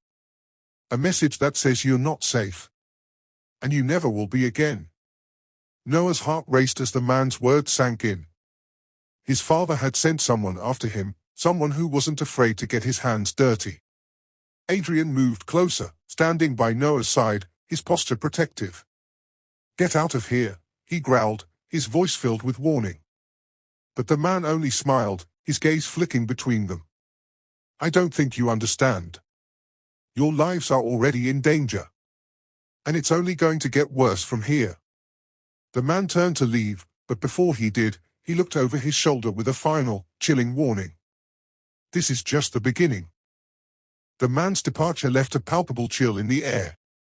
His words echoed in Noah's mind long after he was gone. This is just the beginning. The simple statement carried a weight of finality that made Noah's entire body tense with dread. Every step forward felt like it led them deeper into the unknown, and Noah wasn't sure how much longer he could keep pretending that they weren't in immediate danger. Adrian didn't speak at first, but the tension between them was thick, like an invisible force pushing them further apart. Noah could feel his own heartbeat thundering in his chest, but he knew Adrian was just as scared. He didn't need to voice it for Noah to see the storm in his eyes. "Who was that?" Adrian finally asked, his voice quiet, trying to maintain control of the situation despite the uncertainty hanging over them. Noah swallowed, his throat dry as he tried to find the right words. "I don't know. But he's with my father. That much is clear. And if he's here—" "Noah," Adrian interrupted softly, his hand on Noah's arm, his grip strong and grounding. "We're going to figure this out. We always do." But Noah didn't feel the same certainty. They had been through so much already, but he felt like they were running out of time, like the walls around them were closing in. The rest of the evening passed in silence. Neither of them could focus, both consumed by thoughts of the looming threat. Adrian tried to keep things light, but Noah could see the cracks in his demeanor. They were both trapped in a situation that neither of them had chosen, and every moment of peace felt more like an illusion than reality. Noah stood by the window, staring out into the night. The streets were quiet, but the stillness only amplified the gnawing unease inside him. How much longer could they keep hiding? How much longer could he keep running from the man who had shaped his life into a nightmare? Adrian approached quietly, standing beside him without saying anything at first. He didn't have to speak, his presence was enough. They stood together, shoulder to shoulder, both lost in their thoughts. "I don't want you to get hurt," Noah finally admitted, his voice breaking the silence. "I don't want to drag you deeper into this. My father, he'll stop at nothing to destroy us." Adrian turned to face him, his expression serious, but his eyes unwavering. "I'm not going anywhere, Noah. You don't get to push me away." "But—" "No," Adrian interrupted, taking Noah's face in his hands. "No more pushing me away. You're not alone in this, Noah. You don't get to decide what happens to me. We'll face this together. No matter what." Noah wanted to believe him. He desperately wanted to believe that they could survive this, that they could overcome the darkness that threatened to engulf them both. But he had spent so many years running, hiding from the truth of who he was, from the man who had controlled his every move. Could they really survive his wrath? Could Adrian really be as safe as he claimed? The next day, Noah woke up to the same dread-filled atmosphere, the weight of their situation pressing heavily on his chest. Adrian had left early for work, but Noah couldn't bring himself to focus on anything. He knew he couldn't just sit around and wait for his father to make his next move. He needed to act. But what could he do? How could he fight back against a man like his father? Noah didn't have the answers, and the fear of losing Adrian, of seeing him hurt because of Noah's past, was becoming unbearable. His phone buzzed again, breaking him from his spiral of thoughts. He hesitated before picking it up, his hand still shaking. But when he saw the message, his blood ran cold. It was from Adrian. "We need to talk. Come to my place after work. It's urgent." Noah's heart raced, a sense of panic clawing at his chest. What could be so urgent? Was Adrian okay? Had something happened? He immediately dialed Adrian's number, but it went straight to voicemail. Panic surged through him, and he hurriedly grabbed his keys, rushing out the door without thinking. The streets blurred around him as he made his way to Adrian's apartment, his thoughts racing. When Noah arrived, the door to Adrian's apartment was slightly ajar. His stomach twisted with dread as he pushed the door open. "Adrian," he called out, his voice shaking with anxiety. There was no answer. Noah stepped inside, his eyes scanning the room. Everything seemed normal at first, until he noticed the overturned chair near the kitchen counter, the faint smell of something burning in the air. "No," Noah whispered, his heart pounding. "No, no, no." He rushed forward, his eyes darting around in search of any sign of Adrian. It wasn't until he reached the bedroom that he saw him. Adrian was sitting on the floor, his back against the wall, his face pale and drawn. "Adrian!" Noah cried, dropping to his knees beside him. "What happened?" Adrian looked up at him, his eyes tired but filled with a strange calm. "It's okay," he said, his voice quiet but steady. "I'm okay." But Noah could see the bruises on Adrian's arms, the faint marks around his neck. The reality hit him like a punch to the gut. "Your father sent someone," Adrian continued, his voice laced with both fear and defiance. "They came after me. They thought they could intimidate me. But I didn't let them." Noah's mind reeled. His father had actually sent someone to hurt Adrian. The walls were closing in faster than he could react. Adrian had been caught in the storm, and now there was no turning back. "Adrian, I'm so sorry," Noah whispered, tears welling up in his eyes. "This is my fault. I should have protected you." Adrian shook his head, his hand finding Noah's. "No. This isn't your fault. I knew what I was getting into when I decided to stay. And I'm not leaving.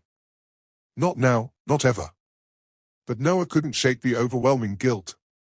Adrian had been hurt, and it was all because of him. How could he ever live with that? The silence between them was suffocating. Adrian's calm words tried to reassure Noah, but the guilt still gnawed at him, relentless and unyielding. He should have seen this coming. Should have done more. He'd promised Adrian that he wouldn't let anything happen to him, but the bruises on Adrian's arms told a different story. Adrian's grip tightened on Noah's hand, pulling him from his spiral of guilt. "Noah, look at me," Adrian said softly. "This is not your fault. I knew what I was walking into. I chose this. I chose you." But how could he accept that? How could he accept that Adrian was willing to go through all this pain just to be with him? It wasn't right. Noah should have protected him, should have shielded him from this mess that his father had dragged him into. Adrian's face softened as he saw the turmoil in Noah's eyes. He reached up, brushing his thumb gently against Noah's cheek. "You didn't make these choices for me, Noah. But I'm making them for myself. I'm staying." Noah swallowed hard, trying to choke down the lump in his throat. "I don't know if I can do this anymore, Adrian. I don't know how to protect you when I don't even know what my father's planning next. He's dangerous. And he's going to keep coming after us." Adrian sighed, pulling Noah into his arms. For a moment, Noah just allowed himself to feel the comfort of Adrian's embrace, his racing heart slowing ever so slightly. "We'll figure it out," Adrian said firmly, his voice unwavering. We don't have to have all the answers right now. We just need to stick together. But Noah knew that wasn't enough. He needed to do more. He couldn't let Adrian bear the consequences of his past. The thought of his father's threats loomed over him like a dark cloud, suffocating and ominous. Every minute that passed felt like a countdown, a race against time to protect Adrian from whatever was coming next. As the night wore on, the storm outside grew fiercer, the rain pounding against the windows in relentless waves. Noah stood by the window, staring out at the storm, lost in his thoughts. The world outside mirrored the chaos inside him, dark, unforgiving, and full of uncertainty. Adrian appeared at his side, standing close but not quite touching. He didn't need to say anything.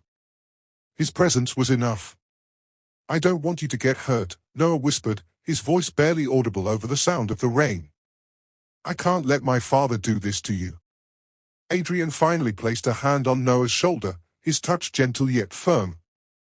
"We'll deal with this together. I'm not going anywhere." Noah turned to face him, eyes filled with a mix of fear and determination.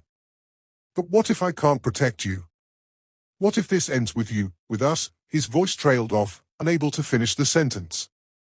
The thought of losing Adrian, of everything falling apart, was too much to bear. Adrian stepped closer, cupping Noah's face in his hands. "We don't know how this will end, Noah. But we know one thing, we're not facing it alone." The next few days were a blur of tension and fear. The constant threat of his father's wrath loomed over them like a shadow, and Noah couldn't shake the feeling that they were being watched. Every corner, every glance felt like it could be the moment when his father's goons would appear again. Noah tried to keep things normal, to maintain a sense of control, but the strain was taking its toll. He couldn't focus on anything for long, couldn't shake the dread that lingered in the pit of his stomach. Adrian noticed the change in him, the way Noah withdrew into himself more and more. He tried to reach out, to offer comfort, but Noah remained distant, lost in his own head. Finally, Adrian had had enough. One evening, as Noah sat alone in the living room, staring at his phone, Adrian walked in and stood in front of him, blocking his line of sight. "Noah, talk to me," he said, his voice firm but gentle. "You can't keep doing this to yourself. You're pushing me away, and I won't let you." Noah looked up, his eyes tired and full of frustration. "I'm not pushing you away, Adrian. I just don't know how to fix this. Every time I think I have control, I lose it again. I can't protect you from my father. I'm afraid that one day, I'll wake up, and you'll be gone." Adrian kneeled in front of him, taking Noah's hands in his. "You don't have to protect me from everything, Noah. You just have to let me help. You don't have to carry this burden alone." Noah shook his head, his voice shaky. "I don't want to drag you down with me. You deserve better than this." Adrian lifted Noah's chin, forcing him to look into his eyes. "And I've made my choice, Noah. I want to be with you. That means sharing everything, the good and the bad. You don't get to shut me out." For a long moment, Noah simply stared at Adrian, feeling the weight of his words sink in. Slowly, he nodded, a tear slipping down his cheek. "I'm scared, Adrian. I'm so scared." "I know," Adrian whispered. "But we're in this together. And we'll get through it, no matter what." The following morning, Noah received another message from his father's mysterious contact. "You've made your choice. Now you'll see the consequences." The word sent a chill down Noah's spine. This wasn't over. It was only escalating. Noah looked at Adrian, his heart pounding in his chest. "We need to leave. We need to go somewhere where they can't find us." Adrian's eyes met his expression unwavering. "We'll make a plan. But running away isn't the solution. We're stronger than that." But Noah knew deep down that they were running out of time. Every moment they hesitated was another moment for his father to strike. Noah couldn't shake the feeling of impending doom. The message from his father's contact was just the beginning. The weight of his words felt like a noose tightening around his neck, each second that passed bringing them closer to a point of no return. The apartment felt suffocating, as though the walls were closing in around them. Noah paced back and forth, his mind racing with thoughts of what his father would do next. What would it take for him to finally get the message? How far would his father go to break them? Adrian, sensing Noah's rising anxiety, stood silently in the corner of the room, arms crossed. He didn't say anything, but the intensity in his gaze said it all. Adrian was ready to face whatever was coming, but Noah wasn't sure if he was strong enough to protect him. "You're quiet," Noah said finally, his voice tinged with frustration. "Why aren't you panicking? This is real. This is happening, Adrian." Adrian's calmness only seemed to intensify Noah's growing unease. He crossed the room to Noah, placing a hand on his shoulder. "Because panicking won't help us now. We need to be smart, not just scared. We need a plan." Noah recoiled, pulling away from Adrian's touch. "I don't want a plan. I want this to end. I want to wake up and have everything be normal again. But it won't be. It never will." "Hey," Adrian said softly, taking a step forward, his voice firm but filled with empathy. "I get it. But I need you to listen to me, okay? We're not helpless. You're not helpless. And I'm not going anywhere. You're not alone in this." The words cut through the fog in Noah's mind, but the doubt still lingered. Adrian was strong, but Noah wasn't sure how much longer they could pretend everything was fine. The danger was closing in, and Noah couldn't let Adrian bear the brunt of his past mistakes. Later that night, after they had settled into a tense quiet, the doorbell rang. Noah's heart skipped a beat as the sound echoed through the apartment. He wasn't expecting anyone. He looked at Adrian, who had stiffened at the sound, his expression unreadable. "Stay here," Noah said urgently, his voice low. "I'll check it." "Noah," Adrian started to protest, but Noah was already walking toward the door, his hand shaking slightly as he reached for the handle. When he opened the door, there was no one there. Just an envelope, neatly placed on the doorstep. Noah's stomach dropped as he bent down to pick it up. His hands trembled as he opened it, revealing a single sheet of paper with a single sentence scrawled across it in bold, jagged handwriting. "You've made your choice. Now, prepare to lose everything." The words were a chilling reminder of what they were up against. Noah's throat went dry, and he could hear Adrian's footsteps behind him, now standing in the doorway. "What is it?" Adrian asked, his voice steady but tense. Noah's eyes scanned the message, the fear sinking deeper into his chest. "It's from him. It's a warning." Adrian took a step forward, his gaze shifting between Noah and the paper in his hand. "We need to leave. Now." Noah nodded, his mind racing. They couldn't stay here any longer. But where could they go? His father's reach was vast, and there was nowhere they could hide that would be safe for long. As the reality of their situation settled in, a familiar feeling of helplessness crept up on Noah. He wanted to fight back. He wanted to do something. But what could he do? He didn't have the resources, the power, or the strength to take on someone like his father. And now Adrian was caught in the middle of it all. Adrian's hand gripped his shoulder, pulling him from his spiraling thoughts. "Noah, listen to me," he said, his voice steady and insistent. "We're going to get through this. I'm not letting you go through this alone. We need to fight back, but we need to be smart about it." "I don't know how much more I can take," Noah confessed, his voice cracking. "I'm scared, Adrian. I'm scared for you." "I'm scared too," Adrian admitted quietly, his thumb brushing against Noah's hand. "But I won't leave you. We'll face this together." The days that followed were filled with paranoia and fear. Every moment, every conversation felt like a potential trap. Noah didn't know who he could trust, and the weight of his father's shadow loomed over every step he took. They moved between various hiding spots, Adrian's place, Noah's old friends' houses, and even a hotel, but no matter where they went, the feeling of being hunted never let up. It wasn't long before the inevitable happened. A week after the message, Noah received another call from an unknown number. His heart raced in his chest as he answered it. "This is your last warning, Noah." The voice on the other end was cold, detached. You think you can outrun this? You're wrong. Before Noah could respond, the call disconnected. His entire body shook with fear and anger. His father was getting closer. He could feel it in his bones. Adrian, Noah said, his voice tight with tension. He's getting too close. I don't know how much longer we can keep running. Adrian's face was a mask of determination, but even he couldn't hide the flicker of doubt in his eyes. We won't keep running forever. But we need to stay calm. We need to make a move.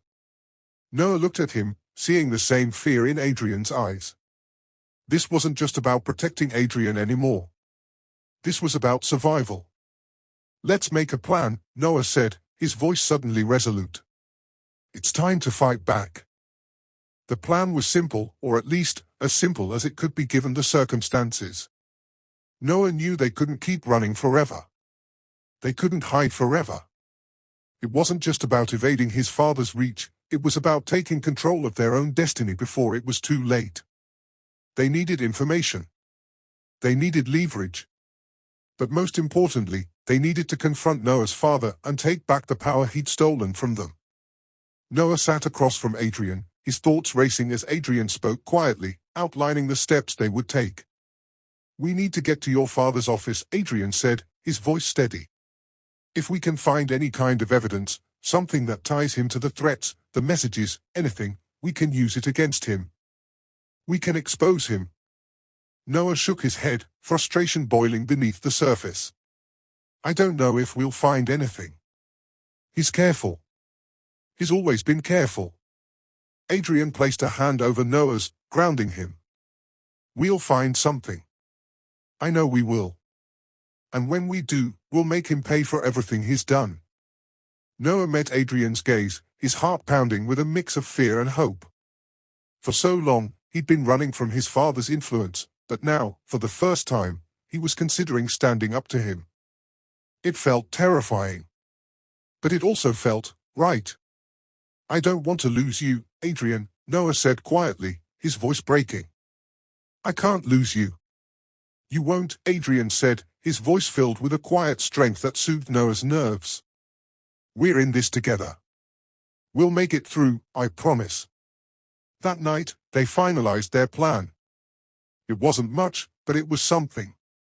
The next morning, they set out early, making their way to the building that housed Noah's father's office. Noah's heart raced in his chest as they approached the towering structure. It felt like stepping into the lion's den.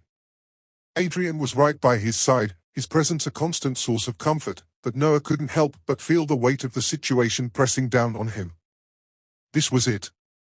This was the moment they would either win or lose everything. They found a back entrance to the building, a hidden door that led to the service elevator. Adrian's hand was tight around his wrist as they moved through the halls, careful to avoid detection. Every sound, every creak of the building felt amplified in Noah's ears. They reached the office floor after what felt like hours of silently navigating through the building.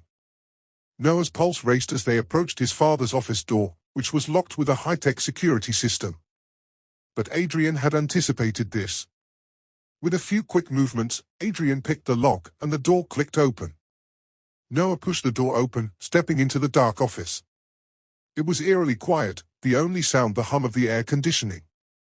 His father's office was as pristine as ever, with expensive furniture and decor that screamed wealth and power. But there was a coldness to the space that made Noah's skin crawl. Let's find what we need and get out of here, Adrian whispered, his voice tense. They began their search, sifting through drawers and cabinets. It didn't take long before they found what they were looking for, documents that linked Noah's father to illegal dealings, threats, and blackmail. It was the leverage they needed. The evidence that could destroy everything his father had built. But just as they were about to leave, the door to the office slammed open. Noah's heart stopped as his father stepped into the room, his eyes cold and full of fury. Behind him, two men dressed in dark suits followed, their expressions unreadable. You really think you could outsmart me? Noah's father's voice was low, dangerous. You've made a grave mistake. Adrian stepped in front of Noah, his body shielding him from the confrontation. We're not here to fight you, Adrian said, his voice calm but unwavering. "We're here to end this. To make sure you can't hurt anyone else." Noah's father sneered. "You think you have power over me? You think you can take me down with a few pieces of paper?" Adrian didn't flinch. "We don't need to take you down. We just need to expose you. And that's exactly what we're going to do." The two men behind Noah's father stepped forward, blocking the door, effectively trapping them inside. Noah's heart raced as he realized the gravity of the situation. There was no way out. No way to escape. "I'm done playing games," Noah's father spat, his voice full of venom. "If you think you're going to walk out of here alive, you're gravely mistaken." Adrian stepped even closer to Noah, his hand reaching for his phone. "We've already sent the documents to the authorities. They'll be here soon." Noah's father laughed bitterly. "You think they'll believe you? You think you have enough evidence to destroy me?" Noah stood still, his hands clenched into fists at his sides. He could feel the adrenaline coursing through him, the tension thick in the air. This was it. The moment where everything either came crashing down or they walked away victorious. But before Noah could say anything else, a loud crash echoed through the hallway, followed by shouts and the sound of footsteps. In an instant, the two men in suits turned to face the door. The authorities were here. Noah felt a surge of relief, but it was quickly replaced by the fear that his father might try to run, to escape the consequences of his actions. He wasn't about to let that happen. "We have you now," Noah said, his voice steady as he met his father's cold gaze. "It's over." The door slammed open, and in rushed the authorities, officers from the local precinct Noah had sent the evidence to. They moved swiftly, guns drawn, securing the area in a professional, no-nonsense manner. Noah's heart raced, but this time it wasn't from fear, it was from the realization that this could actually be it. His father was finally going to be held accountable for all the pain, the manipulation, the control. Noah's father, however, didn't seem fazed. His face remained stoic, almost eerily calm, as the officers closed in. "You think these petty tricks will save you?" His voice was cold, like he was still in control of the situation. Adrian, standing at Noah's side, took a step forward, his gaze unwavering. "We're done running. You've hurt enough people." The officers moved quickly, apprehending the two men who had been behind Noah's father. They didn't put up much of a fight, they knew this was coming, just like Noah had. His father's empire of deceit had finally started to crumble, and there was nothing he could do to stop it. Noah's father, now handcuffed, looked up at him, a glint of something like disappointment flashing in his eyes. "This won't be the end of you, Noah," he sneered. "You can't escape your bloodline. You'll always be mine." Noah stood tall, defiant in the face of his father's threats. The years of fear, manipulation, and anger were finally being wiped away. "Not anymore," Noah said, his voice steady. "I'm not your possession. I'm free." As the officers led his father and the two men away, Noah took a deep breath, trying to steady his shaking hands. The moment he had been waiting for what felt like a lifetime, had finally arrived. His father, the source of so much pain, was going to face justice. Adrian stepped closer, wrapping an arm around Noah's shoulders. "It's over," he whispered. "You did it." Noah let out a shaky breath, his emotions overwhelming him. There was a weight lifted off his chest, but there was also a deep sense of loss. For so long, his life had been defined by fear of this moment, and now that it was here, he wasn't sure how to feel. Adrian's presence, warm and steady, was the only thing that grounded him. "We're going to be okay now," Adrian said, squeezing Noah's shoulders. "You're safe. You've made it." For the first time in years, Noah allowed himself to believe it. The fear and uncertainty that had plagued him for so long began to dissolve, replaced with a quiet hope for the future. He wasn't alone anymore. He had Adrian by his side, and together they could face whatever came next. The aftermath was a whirlwind. News of his father's arrest spread quickly, and with it, the truth about the crimes he had committed. The media had a field day, and Noah's name was splashed across headlines as the one who had brought down a criminal empire. But Noah wasn't interested in the fame or the attention. He just wanted peace. He and Adrian took some time to themselves after the dust settled. They stayed in a small, secluded cabin in the mountains, far away from the prying eyes of the city. For the first time in months, Noah felt like he could breathe. The silence of the cabin was soothing, the only sound the rustling of leaves in the wind and the occasional chirp of birds. Noah sat on the porch, a cup of tea in his hands, watching the sun dip below the horizon. Adrian joined him shortly after, sitting beside him in the comfortable silence they had come to cherish. "You know, I never thought we'd get here," Noah said quietly, his voice soft in the stillness of the evening. "I never thought I'd actually get out. I didn't think there was a way out." Adrian turned to look at him, his gaze full of understanding. "I told you.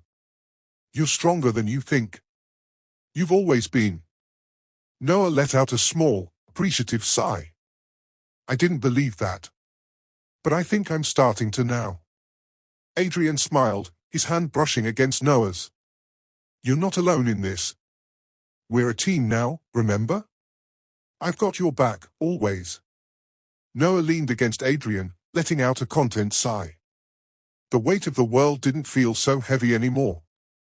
With Adrian by his side, he felt like he could take on anything. As the sky darkened, the first stars began to twinkle overhead. Noah looked up at the sky, the promise of a new beginning slowly unfurling before him. His life was no longer defined by his father's shadow. He had broken free. And with Adrian beside him, Noah finally felt like he could live his life, free from the past that had once bound him. Noah finally confronted his mother, pouring out years of pent-up emotions. She admitted her mistakes but asked for time to change. Adrian supported Noah through the confrontation, reminding him of the strength it took to speak up. Though hesitant, Noah opened the door for a cautious reconciliation. Noah's mother made small gestures to rebuild trust, like attending his therapy sessions. Adrian became a mediator, encouraging Noah to take things slow. Meanwhile, Noah began to find joy in everyday moments with Adrian, realizing he deserved happiness despite the lingering scars of his past. An unexpected letter from Noah's estranged father reopened old wounds. Adrian offered his unwavering support, but the resurfacing of those memories left Noah shaken. Together, they decided not to respond, focusing instead on healing and looking forward. During a late-night conversation, Noah confessed his deepest fears about the future. Adrian reassured him, promising to stand by him no matter what. That night, their bond deepened further, their connection becoming a safe haven for both of them. Noah started to see progress in his relationship with his mother. She apologized for her past actions, and though Noah knew trust wouldn't return overnight, he felt a sense of hope. At the same time, he and Adrian began to talk about their dreams for the future, imagining a life they could build together. Months later, Noah and Adrian shared a quiet evening together, reflecting on how far they had come. Their love had grown into a partnership built on trust and resilience. As they looked toward the future, they knew challenges would come, but they were ready to face them, together.